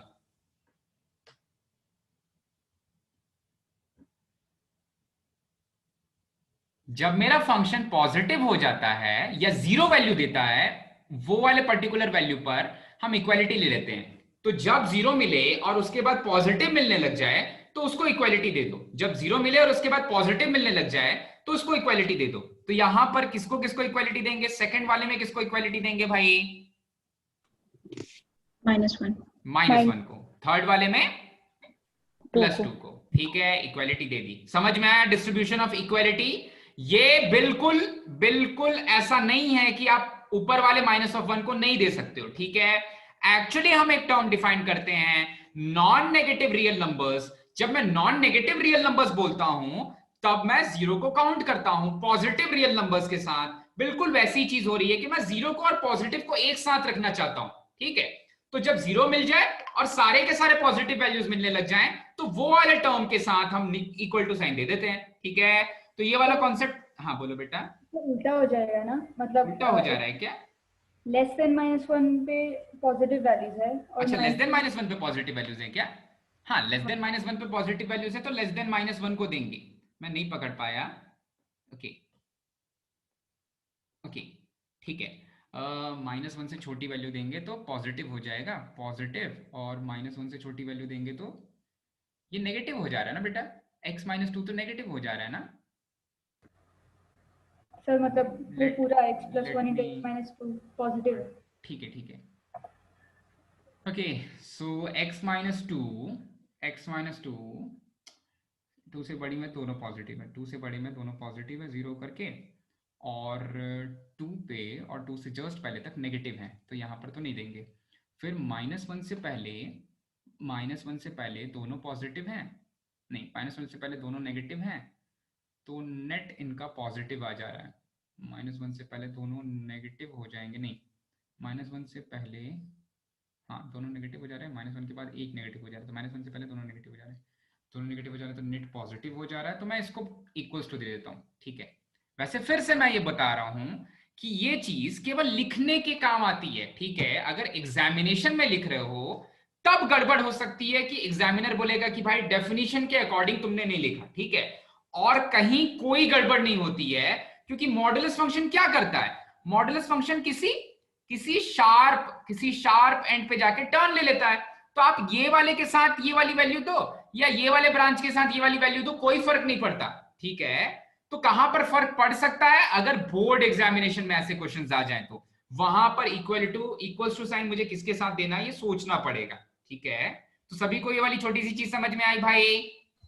हाँ सर। चलो रीडिफाइन कर लेते हैं भाई, रीडिफाइन कर लेते हैं, और ऐसे क्वेश्चंस बोर्ड एग्जाम में नहीं आएंगे, तो इतना मत डरना कि भाई अगर बोर्ड में आ जाएगा तो कैसे लिखेंगे। ओके चलो, -1 से छोटी वैल्यू, x² -1 का हम कुछ बिगाड़ सकते हैं क्या? नहीं बिगाड़ सकते। बाकी बचे हुए टर्म्स हैं, आप बताओ। तो ये ओवरऑल जो टर्म है, जब -1 से कोई छोटी वैल्यू या -1 रख रहे हैं, -1 से छोटी वैल्यू रख के देखते हैं। सो मैं -2 रख देता हूं, तो ये हो जाएगा नेगेटिव, ये भी हो जाएगा नेगेटिव, तो नेट आउटपुट क्या आ जाएगा? पॉजिटिव आ जाएगा। नेट आउटपुट जब पॉजिटिव आ जाएगा तो मॉड्यूलस कैसे ओपन होगा? पॉजिटिव। मॉड्यूलस ऐसे ही ओपन हो जाएगा, मॉड्यूलस को ऐसे ही लिख लेंगे, x+1 मल्टीप्लाइड बाय x-2। अब देखो यहां पर ज्यादा दिमाग नहीं लगाना है, यहां पर ये x+1 मल्टीप्लाइड बाय x-2 भी नहीं लिखना है। जब मॉड्यूलस को ओपन कर ही रहे हो, आप समझ गए हो ब्रेक करने के बाद, तो आपको अल्टीमेटली फिर से डिफरेंशिएट करना है। डिफरेंशिएट करने के लिए टर्म्स को मल्टीप्लाई करना है, तो बेटर है कि मैं मॉड्यूलस को डायरेक्टली लिख रहा हूं x² - x-2, ठीक है। समझ में आया क्या? मॉड्यूलस ऐसा ओपन होने वाला था, मुझे ये पता चल गया, क्योंकि इसके नेक्स्ट स्टेप में मुझे क्या निकालना है, यहीं से समझ जाओ। नेक्स्ट स्टेप में मैं क्या चाहता हूं कि मुझे मिल जाए h'(x), मुझे चाहिए h'(x), तो अल्टीमेटली आपको इसको डिफरेंशिएट करने के लिए फिर मल्टीप्लाई करना पड़ेगा, या फिर एक को डिफरेंशिएट बाकी दोनों को ऐसा रखेंगे, वो वाला जो फॉर्म है प्रोडक्ट रूल, ठीक है। तो वो वाली चीज करने के लिए अगर आप बहुत कंफर्टेबल पोजीशन में पहुंचना चाहते हो तो दो फंक्शंस को एक साथ रखना है आपको, ठीक है। तो कुछ ऐसा रख लिया, ठीक है, डायरेक्टली मल्टीप्लाई करके लिख लिया। अब आपको पता है कि जब इससे आगे बढ़ेंगे तो ये जो मॉडुलस है alternate positive negative science change करता है, वरना आप रख के चेक कर लो, फिर से आप x² - 1 का कुछ नहीं बिगाड़ सकते हो। अब जब -1 से लेके 2 के बीच में कोई वैल्यू रखोगे तो सबसे बेस्ट वैल्यू क्या रखने भाई? सबसे बेस्ट वैल्यू क्या रख लें? 0 रख के चेक कर लें। 0 रखेंगे नेगेटिव हो जाएगा, नेगेटिव मॉडुलस को पॉजिटिव करना है तो -(x²- x-2) इस तरह का फॉर्म लिख लेंगे भाई। आई चीज समझ में? हाँ। और नेक्स्ट वाला 2 से बड़ा हमेशा हाँ, पॉजिटिव, सर। 2 से बड़ा हमेशा पॉजिटिव, तो x² - 1 हमेशा पॉजिटिव, तो फिर से आ गया वापस कौन? x² - x-2, ठीक है। चलो, आप सभी के पास केवल 1 मिनट का टाइम है, आपको इन फंक्शंस को डिफरेंशिएट करना है। मैं एक एक करके आपसे इनका डेरिवेटिव पूछूंगा सभी से, ठीक है। तो जल्दी से डिफरेंशिएट कर लो। कैसे डिफरेंशिएट करना है वो आप जानते हो, प्रोडक्ट रूल यूज करके डिफरेंशिएट करना है, तो जल्दी डिफरेंशिएट करो, मैं एक एक करके सबसे पूछूंगा। ओके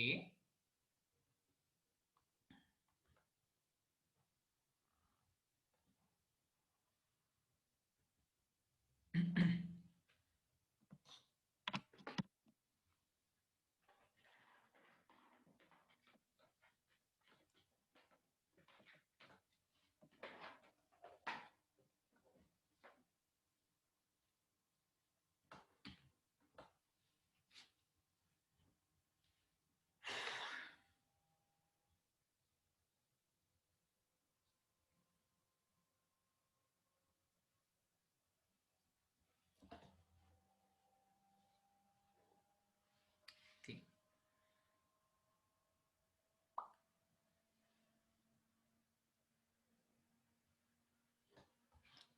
चलो विष्णु डिफरेंशिएट कर लिया बेटा? चेक कर रहा हूँ। हाँ करो बेटा, आप ही को बताना है।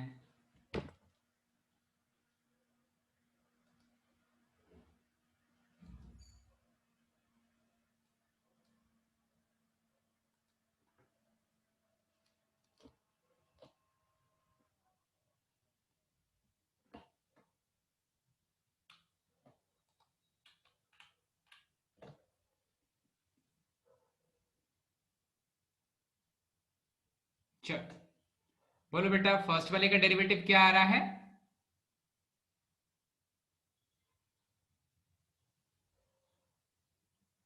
विष्णु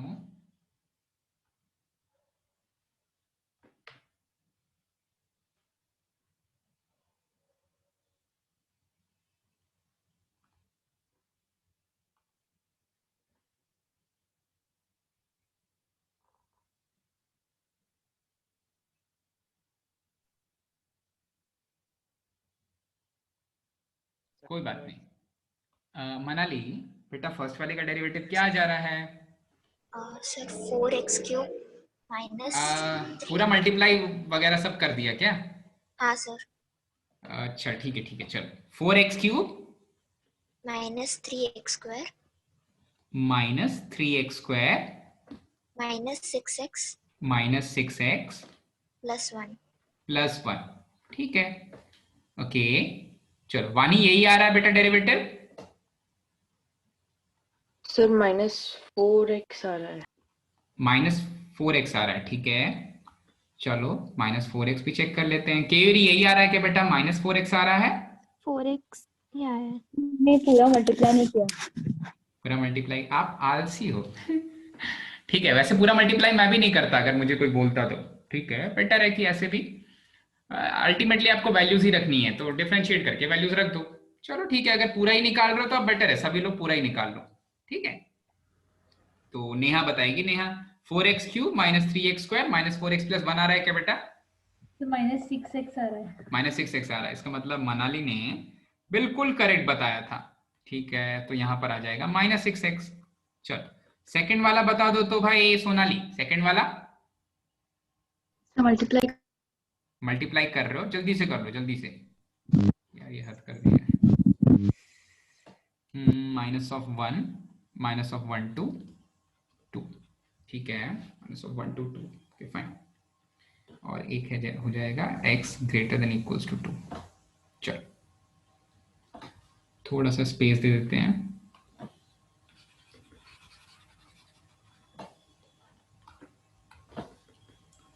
सो x की वैल्यू एक बार -1 से लेकर के 2 के बीच में लाई कर रही है, और एक बार x की value greater than equals to 2 है।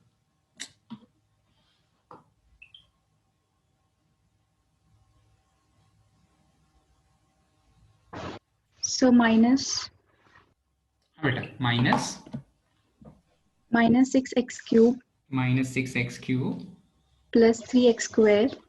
3x स्क्वायर क्या? हाँ, plus 3x square plus 6x अच्छा, प्लस 6x आ रहा है क्या? Plus 6x -1। -1। चलो ओके, सो थर्ड वाला रचना क्या रहा बेटा? थर्ड वाला सेकेंड वाले में -4x क्यूब आ रहा है। -4x क्यूब आ रहा है क्या? ठीक है, चलो -4x क्यूब ले लेते हैं। हाँ सर, -4x³ -4x³ ले लेते हैं, -4x³ ले लेते हैं, ठीक है। Okay, last one is 4x³ 4x³ रचना।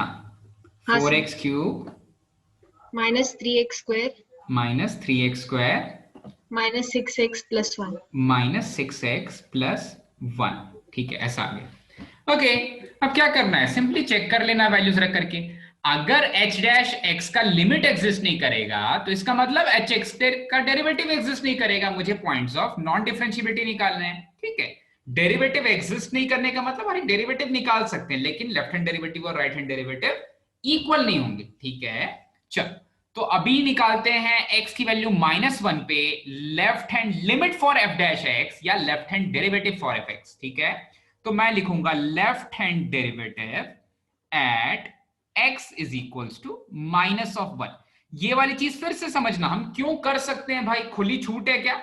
खुली छूट नहीं, ये पॉलिनोमियल फंक्शन है, इसके पहले हमेशा ये कॉन्टिन्यूअस है, हमेशा डिफरेंशिएबल है। तो गड़बड़ जो लग रही है वो हो रही है x इज इक्वल्स टू -1 पे, तो वो जहां पर गड़बड़ हो रही है उसी पॉइंट पे चेक कर रहे हैं। तो लेफ्ट हैंड डेरिवेटिव आ जाएगा, x की जगह पर -1 रखो। कहां रखो -1? इस वाले फंक्शन में रखोगे तो क्या आ जाएगा आउटपुट बेटा? सो -1 रख दिया, सो ये दे देगा -4 जी -3 +6 +1, 6 7 0 आ जाएगा।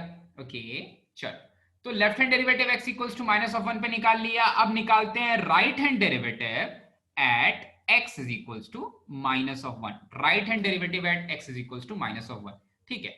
-1 पे राइट हैंड डेरिवेटिव चेक करते हैं, तो ये वाली चीज आ जाएगी +4 +4 +3 -6 +4 +3 -6 -1 ओके। तो यहां पर राइट हैंड डेरिवेटिव क्या आ जा रहा है भाई? राइट हैंड डेरिवेटिव आ जा रहा है 0 आ जा रहा है। तो क्या ये function x is equals to -1 पे डिफरेंशिएबल है? बिल्कुल है, ठीक है। देयरफॉर एक ही गड़बड़ वाला पॉइंट था, वहां पर ये डिफरेंशिएबल हो गया। Therefore f of x is differentiable at x is equals to -1। एक और पॉइंट बचा है, वो वाले पॉइंट पे भी चेक कर लेते हैं। x is equals to 2 पे चेक कर लेते हैं। तो अभी तक कितने पॉइंट ऑफ या पॉइंट्स ऑफ नॉन डिफरेंशिएबिलिटी मिल गया मुझे? एक मिला, 0 मिला, x equals to 0। Critical points थे 3, x इज इक्वल्स टू 0 भी था, x इज इक्वल्स टू -1 भी था, और x इज इक्वल्स टू 2 भी था। तो दो क्रिटिकल पॉइंट्स में से एक क्रिटिकल पॉइंट को पॉइंट ऑफ नॉन डिफरेंशिएबिलिटी बन गया है, ठीक है। अब x इज इक्वल्स टू 2 पे चेक कर लेते हैं। x इज इक्वल्स टू 2 पे कहां पर है बेटा? तो -1 और 0 दोनों है नॉन डिफरेंशिएबल पॉइंट्स। नहीं बेटा, देखो -1 तो sin x में एक मिला था ना, sin mod x में मिला था एक। हाँ, sin of mod of x में देखो तो क्या मिला था? sin of mod of x में x इक्वल्स टू 0 मिला था। नॉन डिफरेंशिएबिलिटी के पॉइंट्स, ये तो बहुत स्मूथ कर्व है, इसके बाद कभी भी नॉन डिफरेंशिएबल नहीं होगा, हमेशा डिफरेंशिएबल होगा। तो x हाँ, मतलब अभी तक 2 मिले हैं टोटल। 2 क्रिटिकल पॉइंट्स थे जिसमें से एक ही पॉइंट नॉन डिफरेंशिएबिलिटी का है, x इज इक्वल्स टू 0। क्योंकि x इज इक्वल्स टू -1 पे क्या हो रहा है? Left hand derivative right hand derivative बराबर हो जा रहे हैं। सॉरी, हाँ सर, हाँ। तो अभी तक एक ही पॉइंट ऑफ नॉन डिफरेंशिएबिलिटी है, ओके। हाँ।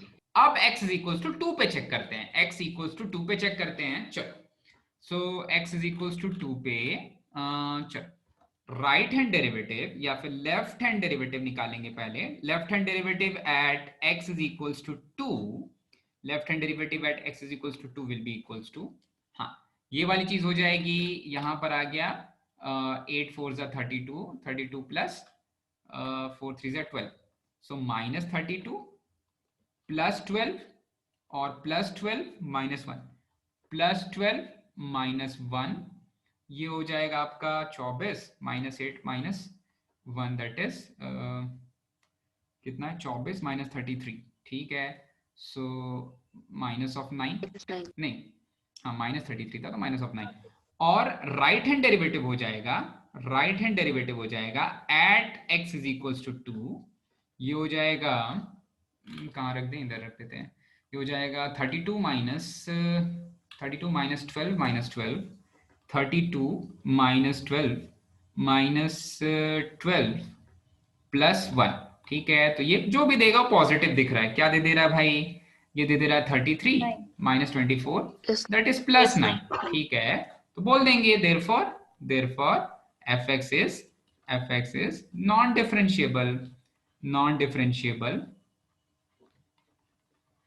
non-differentiable at x is equals to 2, ठीक है। तो पॉइंट्स ऑफ नॉन डिफरेंशिएबिलिटी कितने हो गए? 2 हो गए। चेक कर लेना एक बार आंसर बेटा, मुझे याद नहीं है, ठीक है। therefore x is equals to 0 and x is equals to 2 are the points of non-differentiability. हाँ सर वही आंसर 2 आंसर 2 है ना, ठीक है। हाँ सर। अब चलो, तो ये अब ट्रिक सभी को समझ में आ गया। कोई बहुत बड़ा सा फंक्शन देगा, ऑफ कोर्स जेईई मेंस में आएगा, ऑफ कोर्स एक पार्ट में जेईई मेंस के कहीं ना कहीं ये क्वेश्चन आएगा। तो आपको ये छोटू सा कॉन्सेप्ट है भाई, डिफरेंशिएबल हमेशा डिफरेंशिएबल नॉन डिफरेंशिएबल। अब ऐसा मत सोच लेना कि सर अगर fx नॉन डिफरेंशिएबल हो जाए और gx डिफरेंशिएबल हो जाए तो कुछ अलग हो जाएगा।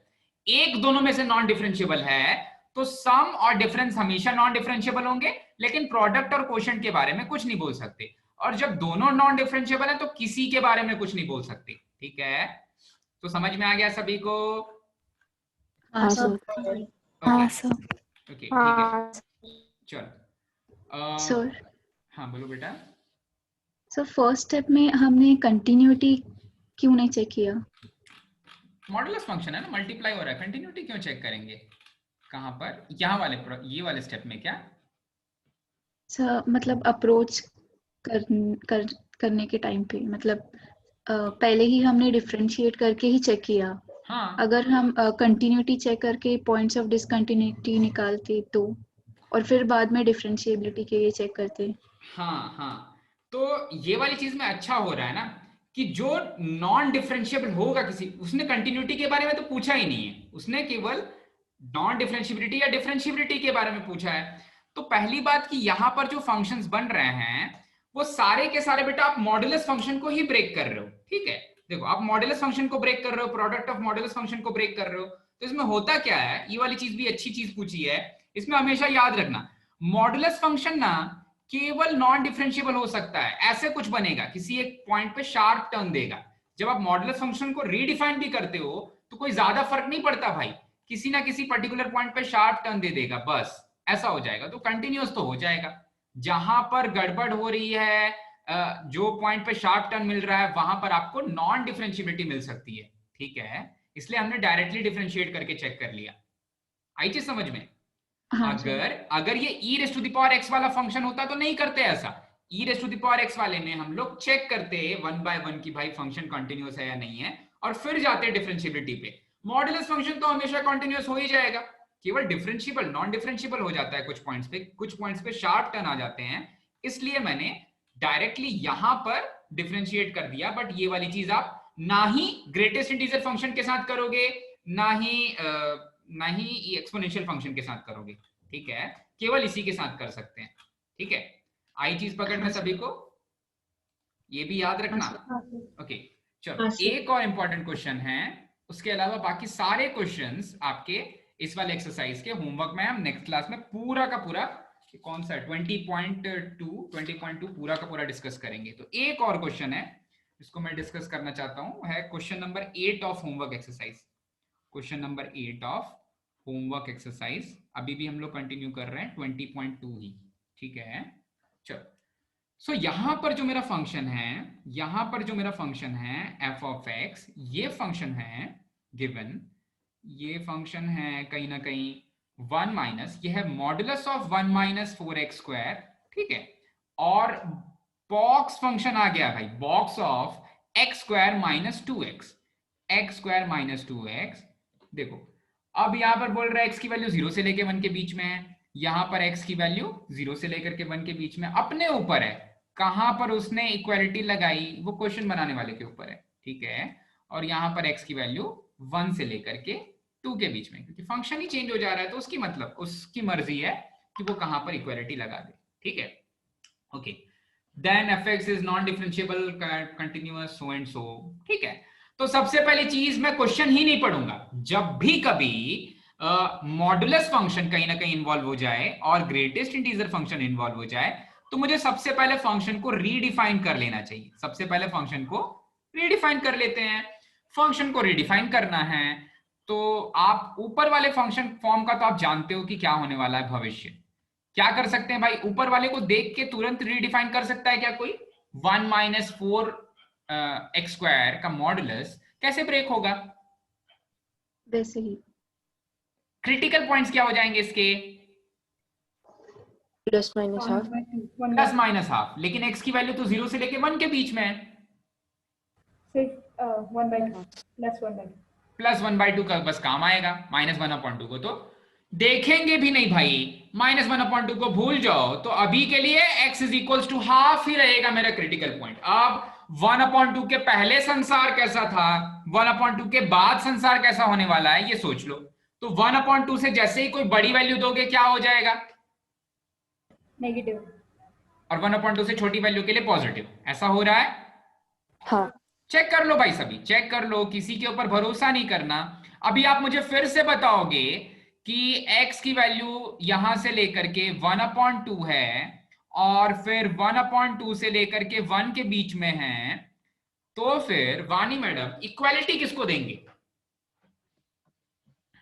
इक्वालिटी किसको दे देंगे? मान लो बोर्ड एग्जाम में क्वेश्चन आता है तब, वैसे तो किसी को भी दे सकते हैं, पर अगर ये क्वेश्चन बोर्ड एग्जाम में आ जाए, वैसे आएगा नहीं, तो इक्वालिटी किसके साथ जानी चाहिए? नॉमेनक्लेचर क्या बोलता है भाई? नीचे वाले हाफ के साथ। नीचे वाले हाफ के साथ पक्का? नहीं, ऊपर वाले। जिसके साथ पॉजिटिव टर्म्स जाते हैं वही इक्वालिटी को भी लेके चला जाता है। ठीक है, तो पॉजिटिव टर्म्स किसके साथ जा रहे हैं भाई? 0 to half। 0 to half, तो इक्वालिटी इसको दे दे। हाँ। ओके ठीक है, सभी इस चीज से सहमत हो भाई? सभी को समझ में आ रहा है? हाँ सर। जिसके हाँ, साथ सर। पॉजिटिव हाँ, टर्म्स जाएंगे उसी के साथ इक्वालिटी चली जाती है जनरली, लेकिन बहुत जरूरी नहीं है, क्योंकि आंसर हमेशा आ जाएगा, क्योंकि मॉडुलस फंक्शन हमेशा कॉन्टिन्यूअस होता है। तो जिस पॉइंट की हम बात कर रहे हैं वो वाला पॉइंट तो इसके साथ भी लाई करेगा, इसके साथ भी लाई करेगा। तो आप घबराना मत, किसी के साथ भी जा सकता है, ऐसा कंफ्यूज मत होना। ओके ओके, सो जब x की वैल्यू 0 से लेके हाफ के बीच में आपने इसको इक्वालिटी दे दी, तो इसका मतलब ये पॉजिटिव होने वाला है। तो मैं सिंपली 1 माइनस 4x स्क्वायर लिख दे रहा हूं, और इसके दूसरे वाले फॉर्म के लिए simply minus of 1 minus 4x square आ जाएगा by the definition of modulus function. Modulus function की ऐसी ही डेफिनेशन होती है, तो ऐसा लिख लिया। अब लास्ट वाले फंक्शन का क्या करना चाहिए? लास्ट वाले फंक्शन को कैसे रीडिफाइन करें? केतकी, लास्ट वाले फंक्शन को क्या करें बेटा? उसकी भावनाओं को समझो, वो क्या चाहता है आपसे, पकड़ो तो थोड़ा। क्या चाहता है भाई ये लास्ट वाला फंक्शन? तो वो उस रेंज में हमेशा -1 हो जाएगा। उस रेंज में हमेशा -1 हो जाएगा, बिल्कुल सही। देखो जब भी आपके पास कोई बॉक्स फंक्शन हो, देखो यहां पर आप मन की आंखों से इसको देखोगे ना, तो कहीं ना कहीं परफेक्ट स्क्वायर बना रहा है। x स्क्वायर माइनस 2x दिया ही किस लिए? क्योंकि ये परफेक्ट स्क्वायर बना ले। तो देखो लास्ट वाले फंक्शन को मैं कैसा लिखता हूं? मैं लिखता हूं उसको x square minus 2x plus 1 minus 1। देखा भाई मन की आंखों से क्या किया मैंने? +1 और -1 ऐड और सब्ट्रैक्ट कर दिया। अब आपको पता है संसार में जब भी कोई इंटीग्रल वैल्यू आती है बॉक्स के अंदर, इंटीग्रल वैल्यू को शांति से बाहर निकाल सकते हैं। ठीक है, इंटीग्रल वैल्यू किसी का कुछ नहीं बिगाड़ती, ग्रेटेस्ट इंटीजर में कुछ मार धाड़ नहीं करती भाई, सिंपली बाहर निकाल लेंगे, सिंपली बाहर निकाल लेंगे। देन ओके फाइन, फाइन चिन्मय। सो x square minus 2x plus 1 क्या आ जाएगा? आपको पता है x square minus 2x plus 1 क्या आ जाएगा? x माइनस 1 का होल स्क्वायर, और ये तो अभी भी बैठा हुआ है बॉक्स के अंदर। ठीक है, और ध्यान देना मेरी x की वैल्यू 1 से लेकर 2 के बीच में लाई कर रही है, तो ऐसा फंक्शन दिख रहा है x की वैल्यू 1 से लेकर के 2 के बीच में लाई कर रही है। तो मैं आपको फिर से ये वाली चीज बता रहा हूं कि केवल इस क्वेश्चन के लिए नहीं, इस तरह के सारे क्वेश्चंस को इसी तरह सॉल्व करते हैं, कोशिश करते हैं कि एक इंटीग्रल वैल्यू बाहर निकाल लें और उस वाले फंक्शन को किसी पर्टिकुलर इंटीग्रल वैल्यू पर अप्रोच करा दें। ठीक है, कुछ ऐसा। Okay fine. So x minus 1 का होल स्क्वायर, आप सभी फिर से मन की आंखों से देखो, 1 से लेकर 2 के बीच में कोई भी वैल्यू रखो, अगर उसमें 1 सब्ट्रैक्ट कर दें तो क्या हो जाएगा? देखो तो यहां पर x की वैल्यू लाई कर रही है 1 से लेकर 2 के बीच में, ठीक है। इसका मतलब x माइनस 1 की वैल्यू लाई कर रही है 0 से लेकर के 1 के बीच में, और 0 से लेकर के 1 के बीच में अगर कोई वैल्यू लाई करे तो उसका स्क्वायर किधर लाई करेगा भाई? x माइनस 1 का स्क्वायर कहां से कहां तक लाई करेगा? वो भी लाई करेगा 0 से लेके 1 के बीच में। x माइनस 1 के होल स्क्वायर का इंटीग्रल वैल्यू कहां से कहां तक लाई करेगी? वो तो 0 ही हो जाएगी, ठीक है। अगर मैं बॉक्स ऑफ x माइनस 1 के होल स्क्वायर का बॉक्स ले लूं तो इसकी वैल्यू तो एब्सोल्यूट 0 हो जाएगी। इसकी वैल्यू अगर एब्सोल्यूट 0 हो जाएगी तो ये फंक्शन को मैं थोड़ा सा और यहीं पर लिख देता हूं, ठीक है, यहीं पर लिख देता हूं, ज्यादा मेहनत नहीं करते हैं। तो ये वाला फंक्शन आ जाएगा, ये तीसरा वाला ही फॉर्म है, ठीक है। तो ये हो जाएगा 0 minus 1 is equals to minus of 1, ठीक है। तो ये सारी की सारी चीजें तीसरे वाले फंक्शन की वैल्यूज हैं, तीसरे वाले फंक्शन की वैल्यूज हैं, ठीक है। ओके, ये वाली चीज रफ वर्क में रख लेना भाई, ये वाली चीज याद करने के लायक है, ठीक है। अलग से रफ वर्क में इसको कंसिडर कर सकते हैं। ओके चल,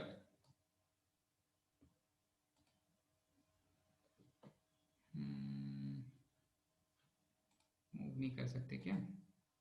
चाहता हूं इसको मूव कर लिया जाए थोड़ा सा इधर में, हाँ। तो ये वाली चीज जो है इसको नोट की तरह रखना।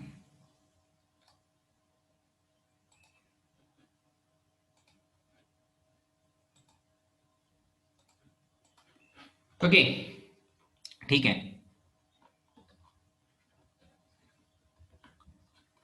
हाँ भाई। तो अब मेरा जो नया फंक्शन है वो कैसा बन गया भाई? नया फंक्शन सिंपली यहां डायरेक्टली भी कर सकते हैं। देखो तो x की मुझे पॉइंट ऑफ नॉन डिफरेंशिएबिलिटी चाहिए यहां पर। अब ये नया फंक्शन जो डिफाइन हो रहा है वो भी हमेशा कॉन्टिन्यूअस लग रहा है कि हो सकता है। चलो एक बार फिर से लिख लेते हैं कि बहुत ऊपर चला गया है। सो f ऑफ x हो जाएगा 1 minus 4x square, 1 minus 4x square जब x की वैल्यू 0 से लेके हाफ के बीच में है, जब x की वैल्यू लाई कर रही है 0 से लेकर के हाफ के बीच में, और 4x स्क्वायर माइनस 1, क्योंकि देखो तो नेगेटिव से मल्टीप्लाई होगा तो 4x स्क्वायर माइनस 1 हो जाएगा जब x की वैल्यू लाई कर रही है, जब x की वैल्यू लाई कर रही है हाफ से लेकर के आई गेस 1 के बीच में, हाँ correct.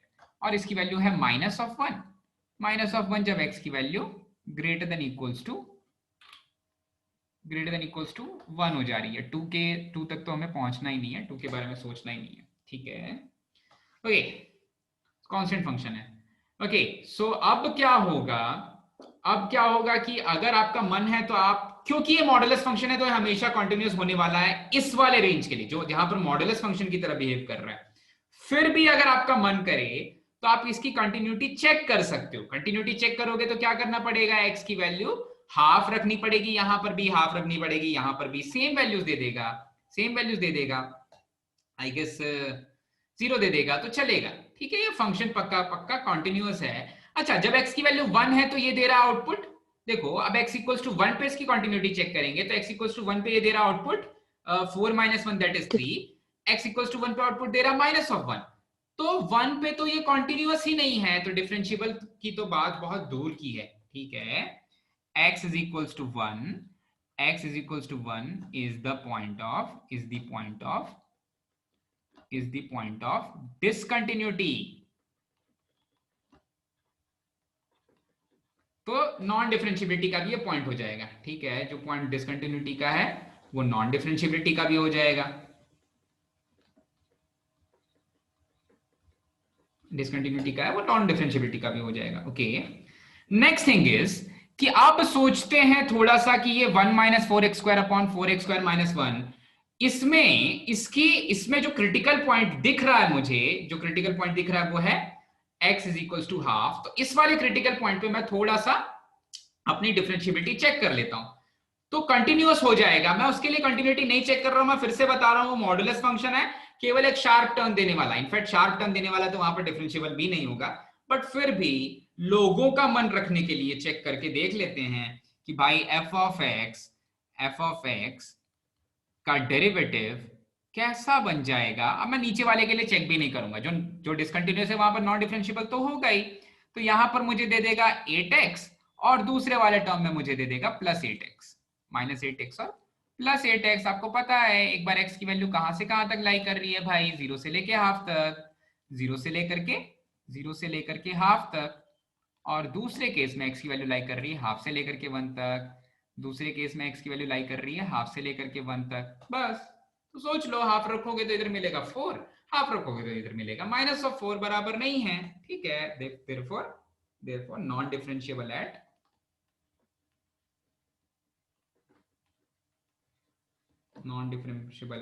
x is equals to half. ठीक है, आया चीज सभी को समझ में बेटा? हाँ सर। हाँ सर। हाँ सर। ठीक है, सही, सभी ने नोट कर लिया। ओके, चलो कुछ और क्वेश्चंस हैं फिर से सेम केस कि बुक में कुछ क्वेश्चंस गड़बड़ लिखे हुए हैं। सो मुझे लगता है कि आज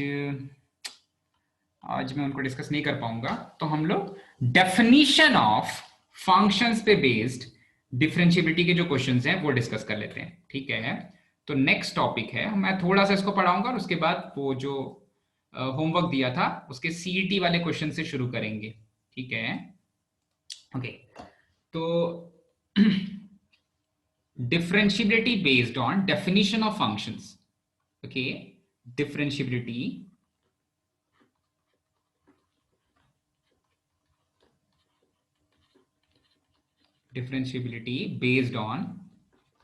based on definition of functions।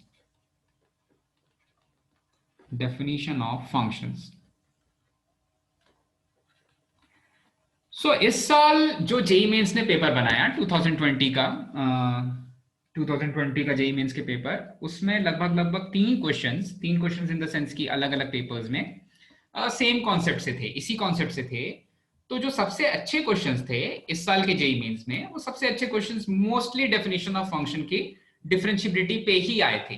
ठीक है, so I guess may be आप इसके पहले जहां पढ़ रहे थे उन्होंने सॉल्व कराए होंगे कुछ क्वेश्चंस। ओके, सो क्वेश्चंस जब देखोगे तो उसी से हम लोग सॉल्व कर सकते हैं। ठीक है, ऐसा कोई इसका थ्योरी वाला पार्ट नहीं है, क्वेश्चंस के थ्रू ही मुझे थ्योरी भी पता चलेगी। इस तरह के क्वेश्चंस को सॉल्व करने का कोई खास पैटर्न नहीं होता। ठीक है, तो अभी के लिए मैं मान लेता हूं, एक क्वेश्चन से शुरू कर रहा हूं। मेरे पास एक फंक्शन डिफाइन है, फंक्शन है from set of real numbers to set of real numbers, और फंक्शन डिफाइन है f of x plus y is equals to f of x times of f of y, for all f of x not equals to 0। तो f of x की value 0 नहीं होनी चाहिए। अच्छा भाई, suppose fx is differentiable at x equals to 0। suppose f of x is differentiable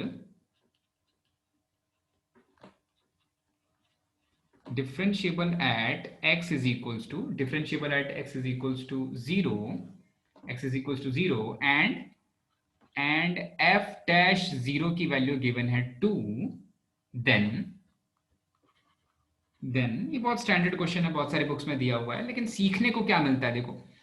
then f dash x, इनमें से कौन सी चीज करेक्ट है? f dash x is equals to 2 times of f of x, ये एक ऑप्शन बोल रहा है। फिर एक ऑप्शन बोल रहा है f dash x is equals to f of x, f dash of x is equals to f of x। फिर एक ऑप्शन बोल रहा है, सी वाला ऑप्शन, ये बोल रहा है f dash x is equals to f dash of x is equals to f of x plus 2, और डी वाला ऑप्शन बोल रहा है कहीं ना कहीं f dash of x is equals to 2 times of f of x plus, पता नहीं, मुझे इसका ऑप्शन भी नहीं पता, पर शायद उसने x लिखा है। ठीक है, ओके फाइन। तो समझ में आया क्या? डिफरेंशिएबिलिटी की बात हो रही है और फंक्शन को डिफाइन कर दिया है f of x plus y is equals to f of x times of f of y। ठीक है, अब इसको सॉल्व करने का सबसे बेस्ट मेथड क्या है? जो सबसे बेस्ट मेथड है वो ये बोलता है कि आप फंक्शन अपने से, अपने मन से कोई फंक्शन ही, कोई भी एक फंक्शन एज्यूम कर लो, कोई भी एक फंक्शन एज्यूम कर लो जो इस चीज, ये सारे के सारे केसेस को सेटिस्फाई करता है, ठीक है। तो जब मैं पढ़ाई करता था, जब मैं डिफरेंशिएबिलिटी वगैरह पढ़ता था, तो मैं हमेशा इस तरह के क्वेश्चंस कर पाता था, क्योंकि क्वेश्चन बनाने वाले ने ये नहीं बोला कि मैं कौन से क्वेश्चन की बात कर रहा हूं, क्वेश्चन बनाने वाले ने ये नहीं बोला कि मैं कौन से क्वेश्चन की बात कर रहा हूं, तो मैं अपने मन से कोई भी फंक्शन चूज कर सकता हूं। तो अभी के केस में ऐसा कौन सा फंक्शन है जो ये सारी की सारी कंडीशंस को सूट करेगा? आप खुद सोचो तो, f of x plus y is f of x multiplied by f of y, ऐसा कौन सा फंक्शन है जो सारी की सारी कंडीशंस को सूट करेगा? a raised to k, a raised to the power x, a raised to the power x, इन सभी को e raised to the power x बेटा या a raised to the power x? a, okay, a raised to the power x। Okay, check करते हैं। तो मैं मान लेता हूं कि ये पहला मेथड है, ठीक है। अब इसमें मैं फंक्शन खुद से अज्यूम करूंगा, ठीक है। तो मुझे पता है कि भाई a raised to the power x plus y क्या होता है? a raised to the power x multiplied by a raised to the power y। तो पहली वाली कंडीशन को तो सेटिस्फाई कर रहा है, ठीक है। क्या a raised to the power x, x की किसी भी वैल्यू के लिए, किसी भी रियल वैल्यू के लिए 0 हो सकता है? नहीं, तो ये वाली चीज हमेशा नॉन जीरो है, ठीक है। अच्छा, और एक चीज बोल रहा है f डैश ऑफ 0 की वैल्यू 2 के बराबर है। fx डिफरेंशिएबल है, हाँ डिफरेंशिएट कर सकते हैं इसको x इक्वल्स टू 0 पर। और एक चीज बोल रहा है f डैश 0 की वैल्यू 2 के बराबर है। तो चेक करते हैं, मैंने फंक्शन क्या लिया है? मैंने फंक्शन लिया है a raise to the power x, ठीक है। अच्छा, अब f डैश x 0 यानी कि फंक्शन का derivative at x equals to 0, तो f डैश x हो जाएगा a raise to the power x log of a base e। Function को मैंने डिफरेंशिएट कर दिया at x is equals to 0, तो x की वैल्यू 0 रखेंगे तो क्या हो जाएगा? ये f डैश ऑफ 0, इसकी वैल्यू आ जाएगी 1 multiplied by log of a base e, तो इसकी वैल्यू आ जाएगी log of a base e। तो ये वाली चीज तो सूट नहीं कर रहा है, f डैश 0 की वैल्यू आ जानी चाहिए 2 के बराबर। 2 के बराबर कैसे आएगी? a की ऐसी कौन सी वैल्यू ले लें कि यहां पर आउटपुट 2 आ जाए? e square, स्क्वायर ले लेंगे, ठीक है। तो एक्चुअली यहां पर मुझे क्यों ले रहे हैं भाई, ये वाली चीज देख के पता चल रहा है भाई। ये जो क्वेश्चन में ये वाला जो पार्ट है, ये वाला पार्ट देख के मैंने पकड़ लिया कि भाई कहीं ना कहीं इसका डेरिवेटिव अगर मुझे 2 करना है, बाकी सारी चीज तो सेटिस्फाई कर रहा है, तो अगर इसका डेरिवेटिव मुझे 2 करना है तो मैं ले लूंगा f डैश ऑफ 0 की वैल्यू, f डैश ऑफ 0 की वैल्यू 2 करने के लिए इसको ले लेंगे log of e square base e। log of e square base e का मतलब है कि a की वैल्यू e स्क्वायर है, तो फंक्शन क्या है भाई? e raise to the power 2x, function है e raise to the power 2x, ठीक है। इसका मतलब कि अगर मेरा f of x e raise to the power 2x है, अगर मेरा f of x e raise to the power 2x है, तो देखो तो f डैश x क्या हो जाएगा? f डैश x हो जाएगा 2 times of e raise to the power 2x, ठीक है। यानी कि ये 2 times of f of x हो जाएगा। तो a वाला ऑप्शन करेक्ट हो गया क्या? हाँ। ऑप्शन ए करेक्ट हो गया, समझ में आया सभी को? और कोई ऑप्शन करेक्ट हो रहा है क्या? देखो तो, और कोई ऑप्शन करेक्ट नहीं होगा। जब आप f ऑफ x, सॉरी, जब आप f dash x is equal to f of x plus 2 लिखोगे तो ये क्या बोलेगा? ये बोलेगा कि f dash of x is 2 times of e raise to the power 2x is equal to e raise to the power 2x plus 2। नहीं हो सकता।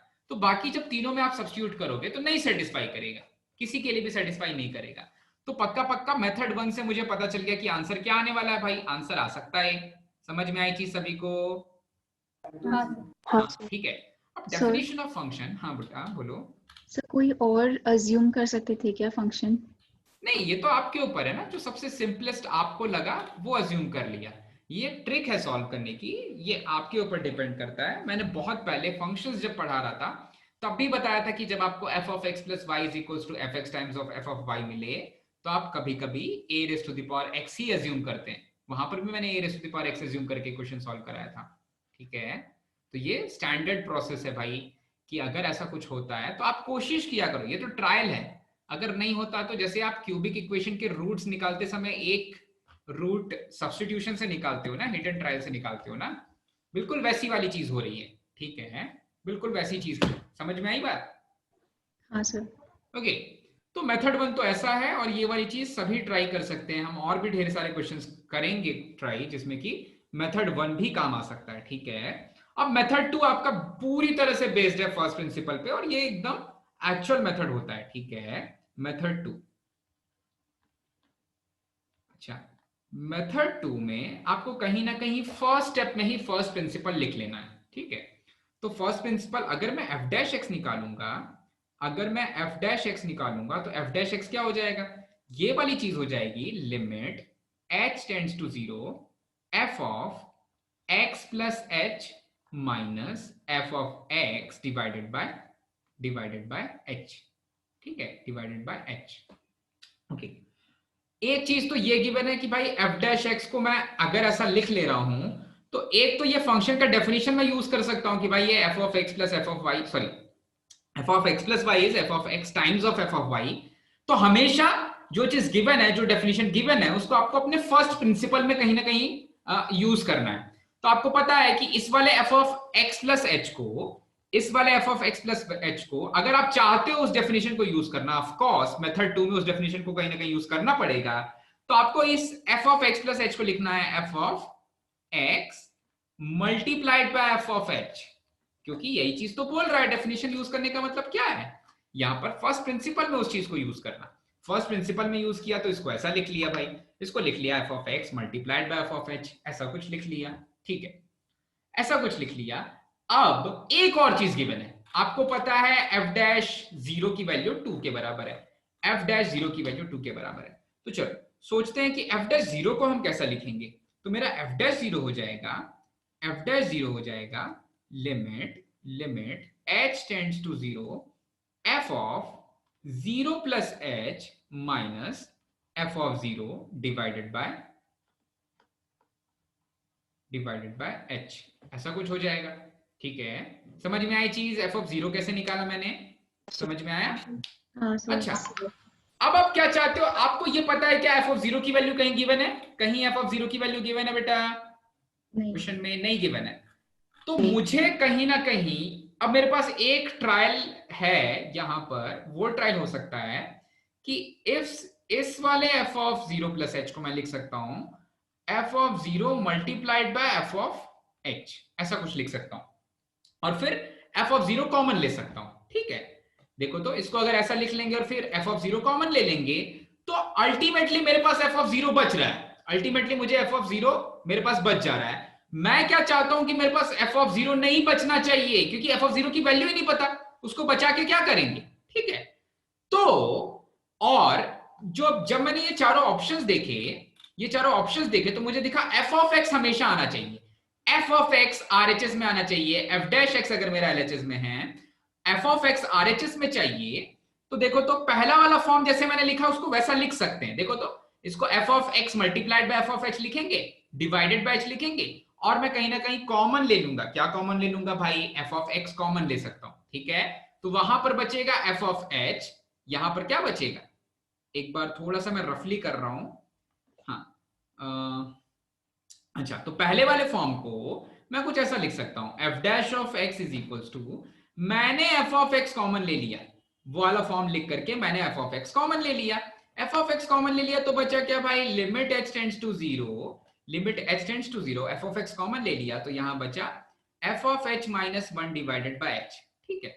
और आपको पता है दूसरे वाले फॉर्म से क्या ये वाली चीज मिल रही थी, दूसरे वाले फॉर्म से क्या ये वाली चीज मिल रही थी भाई, हाँ मिल सकती थी। कैसे मिल सकती थी, देखो तो f ऑफ 0 को अगर कॉमन ले लोगे दूसरे वाले से तो क्या बनेगा, limit h tends to 0 f of limit h tends to 0 f of h minus 1 divided by h, ठीक है।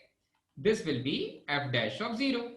समझ में आया क्या, ये वाली चीज जो मैंने नीचे लिखी, f डैश ऑफ 0 की वैल्यू कुछ ऐसे दिखेगी। किस किस को समझ में नहीं आया भाई, आराम से देख लो, समझ लो, अगर नहीं समझ में आया तो फिर पूछो, ठीक है। सभी को समझ में आ गया? हाँ सर। f ऑफ 0 को मैंने कॉमन ले लिया है, ठीक है। तो आपको दिख रहा है कि आपको एक्चुअली इस चीज की वैल्यू चाहिए, इस चीज की वैल्यू मिल जाएगी तो f of x times of क्या आने वाला आपको पता चल जाएगा। अब यहां पर जब मैं f डैश 0 देख रहा हूं तो ये वाली चीज यहां पर भी क्रिएट हो जा रही है, तो इसकी एक्चुअली वैल्यू क्या है, f dash of 0 divided bye f of 0, लेकिन अल्टीमेटली मुझे f ऑफ 0 की जरूरत पड़ जा रही है, ठीक है। इसकी वैल्यू मैं चाहता हूं यहां पर सब्स्टिट्यूट कर दूं, लेकिन जब इसकी वैल्यू यहां सब्स्टिट्यूट करेंगे तो इसकी वैल्यू हो जाएगी, इसकी वैल्यू हो जाएगी f डैश ऑफ 0, इसकी वैल्यू हो जाएगी f dash of 0 divided bye f of 0। इसकी वैल्यू आपको पता है 2 है, लेकिन f ऑफ 0 की वैल्यू नहीं पता, f ऑफ 0 की वैल्यू क्या होगी ये चीज नहीं पता। तो कहीं ना कहीं हम रुक जाएंगे कि हमने कुछ तो गड़बड़ किया है। हम और क्या कर लें कि ये f ऑफ 0 वाला जो पंगा है, f ऑफ 0 से जो प्रॉब्लम हो रही है ये वाली प्रॉब्लम ना हो, ठीक है। तो हमारे पास एक ऑप्शन रहेगा, देखो अब ऑप्शन क्या आ सकता है, कोई बताएगा क्या? कोई ऑप्शन दिख रहा है भाई इस तरह से? तो f ऑफ 0 की वैल्यू निकालने की जरूरत पड़ रही है। तो कहीं ना कहीं अगर f ऑफ 0 को भी मैं कंज्यूम कर लूं f डैश 0 निकालने में तो बात बन सकती है, ठीक है। तो देखो f डैश 0 को मैं कैसा लिख रहा हूं, अब मैं f डैश 0 को लिख रहा हूं, f डैश 0 को लिख रहा हूं लिमिट h टेंड्स टू 0, ये हो जाएगा f ऑफ 0 प्लस h को मैं ब्रेक नहीं कर रहा हूं फंक्शन के डेफिनेशन में, मैं उसको एज इट इज लिख दे रहा हूं। तो ये हो जाएगा f of h minus f of 0 divided by h। इससे फायदा क्या हुआ ये समझना। इससे फायदा क्या हो रहा है कि मैं f ऑफ 0 को अभी लिमिट के अंदर ही रख रहा हूं, तो f ऑफ 0 को कहीं ना कहीं हम यूज कर सकते हैं जहां पर उसकी वैल्यू निकालने की जरूरत ही ना पड़े, ठीक है। अब ये वाली चीज मैंने यूज नहीं की, तो ये कहानी में आपने ये सीखा कि कभी कभी यूज करते हैं, कभी कभी नहीं करते हैं। मैंने चेक किया कि यूज करने से कोई फायदा हो रहा है, नहीं हुआ तो नहीं किया यूज। अच्छा, अब यहां से जब आप f ऑफ x कॉमन लोगे तो आपको दिख रहा है f ऑफ h। जब यहां से आप f ऑफ x कॉमन ले रहे थे, कौन से वाले स्टेप में भाई? ये वाले स्टेप में।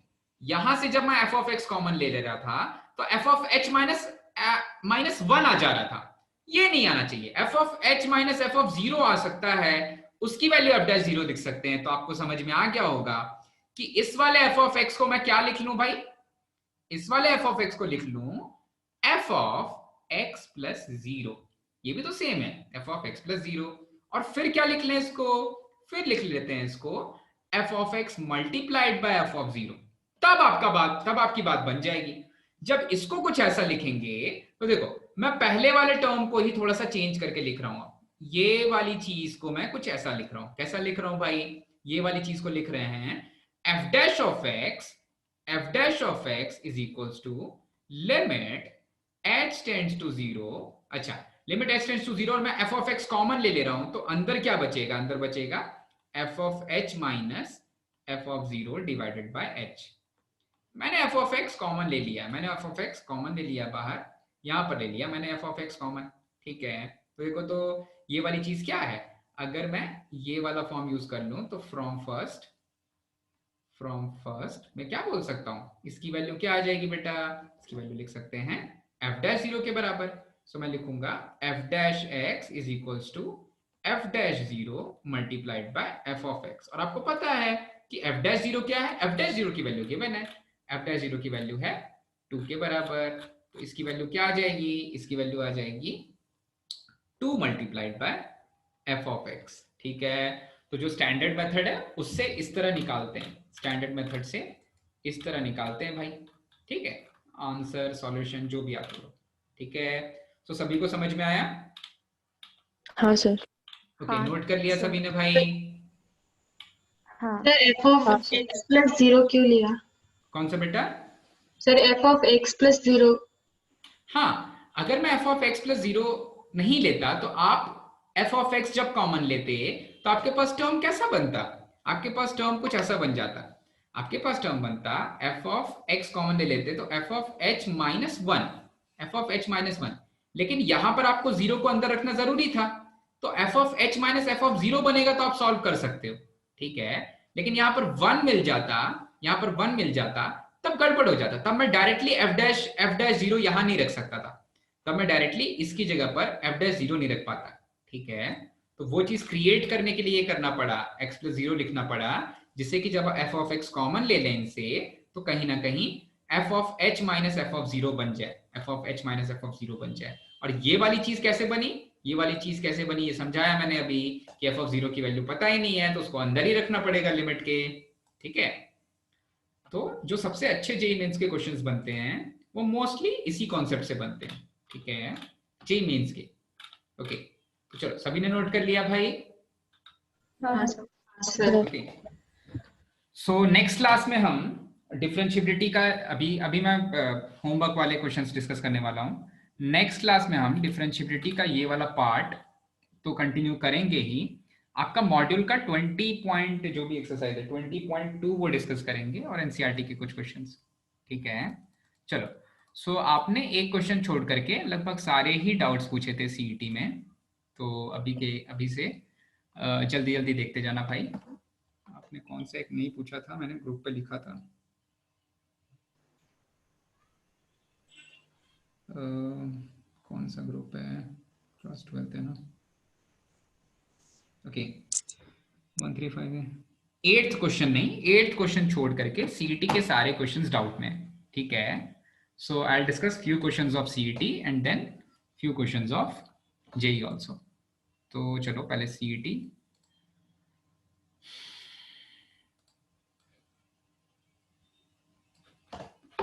ओके,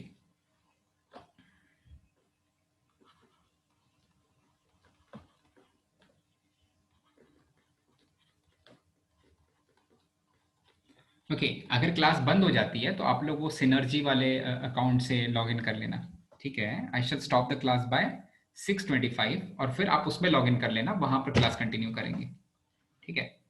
सो ओके, सो असाइनमेंट में बोल रहा है, असाइनमेंट में पहला क्वेश्चन है ए की वैल्यू है 1001, ए रेज़ टू द पावर 2008 की वैल्यू पूछ रहा है, ठीक है। So question number 1 is a की वैल्यू गिवन है 1011 और ए रेज़ टू द पावर 2008 पूछ रहा है, क्या करना है, क्या होगा।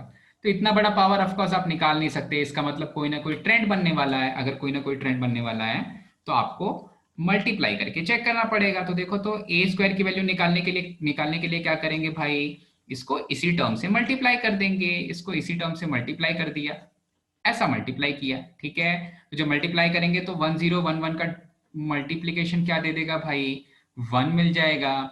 1001 का मल्टीप्लीकेशन क्या मिल जाएगा, 0 मिल जाएगा। अच्छा, 1111 का मल्टीप्लीकेशन 2 मिल जाएगा और 1101 का मल्टीप्लीकेशन 1 मिल जाएगा, ठीक है। वैसे ही अगर मैं ए क्यूब की वैल्यू निकालने की कोशिश करूंगा तो इसकी वैल्यू हो जाएगी ए स्क्वायर मल्टीप्लाइड बाय ए, तो इसकी वैल्यू हो जाएगी, आपको ऑलरेडी पता है कि ए स्क्वायर की वैल्यू है 1021 और फिर ए की वैल्यू है 1011, ठीक है, ऐसा कुछ, ओके। तो जब इन दोनों को आप मल्टीप्लाई करोगे तो फिर से 1011 को मल्टीप्लाई करोगे तो ये वाला टर्म हो जाएगा 1 0, ये वाला हो जाएगा 0, फिर 2 1 मल्टीप्लाइड बाय 1 1, 2 1 2 1 1 1, तो हो जाएगा 3 और 2 1 मल्टीप्लाइड बाय 0 1 दे देगा आपको 1, ऐसा कुछ, ठीक है। तो फिर आप एक ट्रेंड देखोगे कि जो a की पावर रहती है वही वाला टर्म इधर आ जाता है, जो a की पावर रहती है वही वाला टर्म इधर आ जाता है। तो a raise to the power 2008 की वैल्यू हो जाएगी, इसकी वैल्यू हो जाएगी 1 2008 0 1, ठीक है। तो पहला क्वेश्चन कुछ ऐसे होगा। सभी को समझ में आ गया भाई पहला क्वेश्चन? हाँ सर दूसरा वाला क्वेश्चन देखते हैं, ठीक है। सभी नोट कर लो जल्दी से, आई गेस इसका डाउट है वो शीट देख लेगा बाद में, ओके। दूसरा वाला क्वेश्चन था असाइनमेंट का, ओके। सेकंड क्वेश्चन था, ठीक है, तो इसको ले लेते हैं, इधर ले लेते हैं।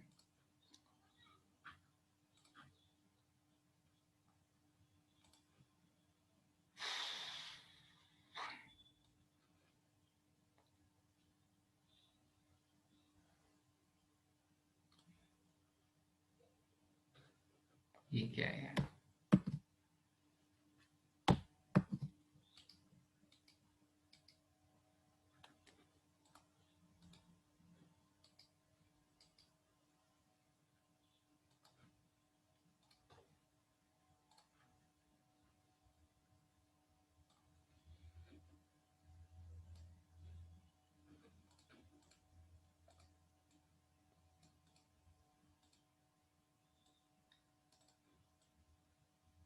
Okay.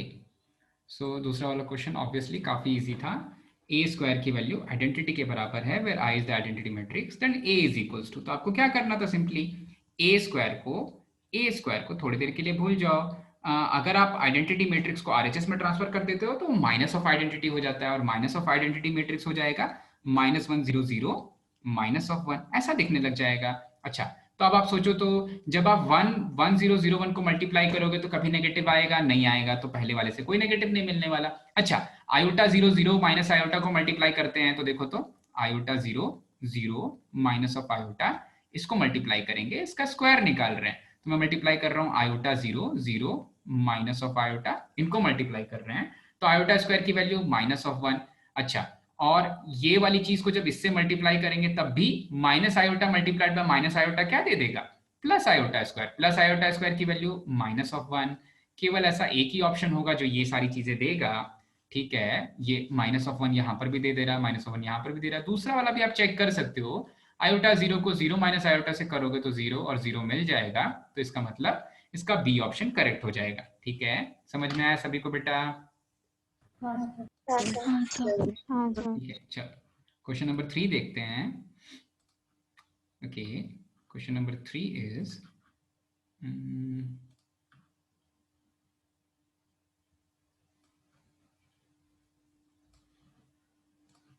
Okay, so question number 3 में बोल रहा है कि f ऑफ x कुछ ऐसा है, तो f ऑफ a क्या है, तो आपको ये जो a की वैल्यू है ना, ये जो a की वैल्यू है यहाँ पर रख देनी है, a का स्क्वायर हो जाएगा, a का स्क्वायर हो जाएगा, तो देखो तो x स्क्वायर की जगह पर a रख देंगे। जब f ऑफ x से मैं बढ़ के किधर चला जा रहा हूँ, f ऑफ a तक, तो x की जगग पर मैं a रख दे रहा हूँ, x की जगह पर मैं a रख दे रहा हूँ, तो ये वाली चीज बन जा रही है a का स्क्वायर, यानी कि 1 2 4 माइनस ऑफ 3 इसका whole square plus 4 times of यही वाली चीज 1 2 4 माइनस ऑफ 3 -5। अब आप बोलोगे सर मैट्राइसेस को किसी रियल नंबर से सब्ट्रैक्ट नहीं कर सकते, तो 5 में मैं अंडरस्टूड ले लेता हूं कि एक आइडेंटिटी मैट्रिक्स मल्टीप्लिकेशन में। ठीक है, ओके, चलो इसका स्क्वायर कर दिया, तो देखो तो बेटा इसका स्क्वायर क्या आ जाएगा, 1 2 4 3 1 2 4 3 को मल्टीप्लाई करना है कहीं ना कहीं 1 2 4 3 से, तो जब मल्टीप्लाई किया तो 1 2 को मल्टीप्लाई करेंगे 1 4 से, तो ये हो जाएगा 1 प्लस 4 2 8 यानी कि 9, और बाकी कुछ टर्म्स आएंगे। पर आप देखो तो फर्स्ट टर्म अगर मैं देखूं तो मैं केवल फर्स्ट टर्म देख करके भी अपना मैट्रिक्स निकाल सकता हूं। तो यहां पर आ गया 9 प्लस ये दे देगा +4, तो मुझे मिलेगा 9 + 4 - 5, 9 + 4 is 13, 13 - 5 is 8, तो 8 आ जाएगा। ऐसा एक ही ऑप्शन है जिसमें पहला वाला टर्म 8 बन रहा है, तो आंसर क्या हो जाएगा, आंसर हो जाएगा डी। समझ में आई चीज सभी को? हाँ सर। ओके, चलो नेक्स्ट क्वेश्चन देखते हैं। Next question is question number 4। Okay, so question number 4 is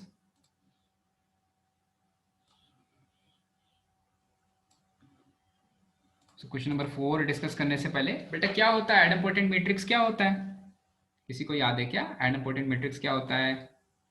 A square equals A. A square is equals to A हो जाता है। ओके, ठीक है, तो वही वाली चीज यूज करते हैं भाई कि भाई मैट्रिक्स सच दैट AB की वैल्यू A के बराबर है, AB की वैल्यू A के बराबर है, और BA की वैल्यू B के बराबर है, अच्छा, तो मैं अगर दोनों तरफ A से मल्टीप्लाई कर दूं, भाई आइडेम्पोटेंट बनाने के लिए मुझे A स्क्वायर तो चाहिए कम से कम, दोनों तरफ मैं अगर A से मल्टीप्लाई कर देता हूं तो ये बन जाएगा नहीं, दोनों तरफ मैं, ठीक है, दोनों तरफ मैं अगर B से मल्टीप्लाई कर देता हूं, तो ये बन जाएगा BA multiplied by B is equals to BA। लेकिन आपको पता है कि BA की वैल्यू किसके बराबर है, B के बराबर है, BA की वैल्यू B के बराबर है, और BA की वैल्यू, ये वाले BA की वैल्यू B के बराबर है, B मल्टीप्लाई होगा तो बन जाएगा B स्क्वायर, तो B स्क्वायर की वैल्यू BA के बराबर है, लेकिन BA की वैल्यू खुद B के बराबर है, तो क्या दे देगा, B square is equals to B, ठीक है। ओके, तो B तो आइडेम्पोटेंट हो गया, मेरा आइडेम्पोटेंट हो गया। अब A के लिए चेक करते हैं, समझ में आई ये वाली चीज छोटी सी, A के लिए चेक करते हैं भाई, तो BA की वैल्यू B के बराबर है, दोनों तरफ A से मल्टीप्लाई कर देंगे, तो ये बन जाएगा ABA is equals to A B, आपको पता है ए बी की वैल्यू ए के बराबर है, ये वाली ए बी की वैल्यू ए के बराबर लिखेंगे तो ये बन जाएगा ए स्क्वायर, तो ए स्क्वायर की वैल्यू ए के बराबर हो जा रही है, बी स्क्वायर की वैल्यू बी के बराबर हो जा रही है, इसका मतलब दोनों के दोनों आइडेम्पोटेंट मैट्रिसेस हो जाएंगे। ठीक है, समझ में आया सभी को? छोटू सा क्वेश्चन। हाँ सर। ओके हाँ ठीक है, सर। एक काम करो बेटा, अब मैं वो सिनर्जी वाले अकाउंट से चला रहा हूँ, तो वो वाले अकाउंट पे आ जाओ। ये वाला अकाउंट मैं बंद कर रहा हूँ, क्लास लेनी है। ठीक है सर हाँ बोलो बेटा। सर जेई का भी डिस्कस होने वाला है असाइनमेंट। हाँ डिस्कस होगा, एक दो क्वेश्चंस तो हो ही जाएंगे। ठीक है सर मेरे पास मतलब व्हाट्सएप नहीं है अभी, तो क्या आप मैसेज कर सकते हो, वो मतलब अभी बता सकते हो कौन सा? आईडी और पासवर्ड। अच्छा मुझे भी नहीं याद है, किसी और कोई और क्या सोनाली को भेज सकता है वो सिनर्जी का? सर नहीं, मेरे पास फोन कुछ भी नहीं है, तो आप किससे चला रहे हो? लैपटॉप। एक सेकेंड, सिनर्जी का किस पे होगा? 11th नहीं यार। बेटा तुम्हारे पास ईमेल चल रहा है क्या? हाँ हाँ सर ईमेल कर दो। एक सेकंड बस बंद कर देता हूँ, मैं बता देता हूँ। हाँ मीटिंग आईडी है, मीटिंग आईडी लिख लो बेटा, 566 872 0145 आप स्क्रीनशॉट ले लेना, और पासवर्ड है सिनर्जी। हाँ सर, थैंक यू सर। ठीक है चलो।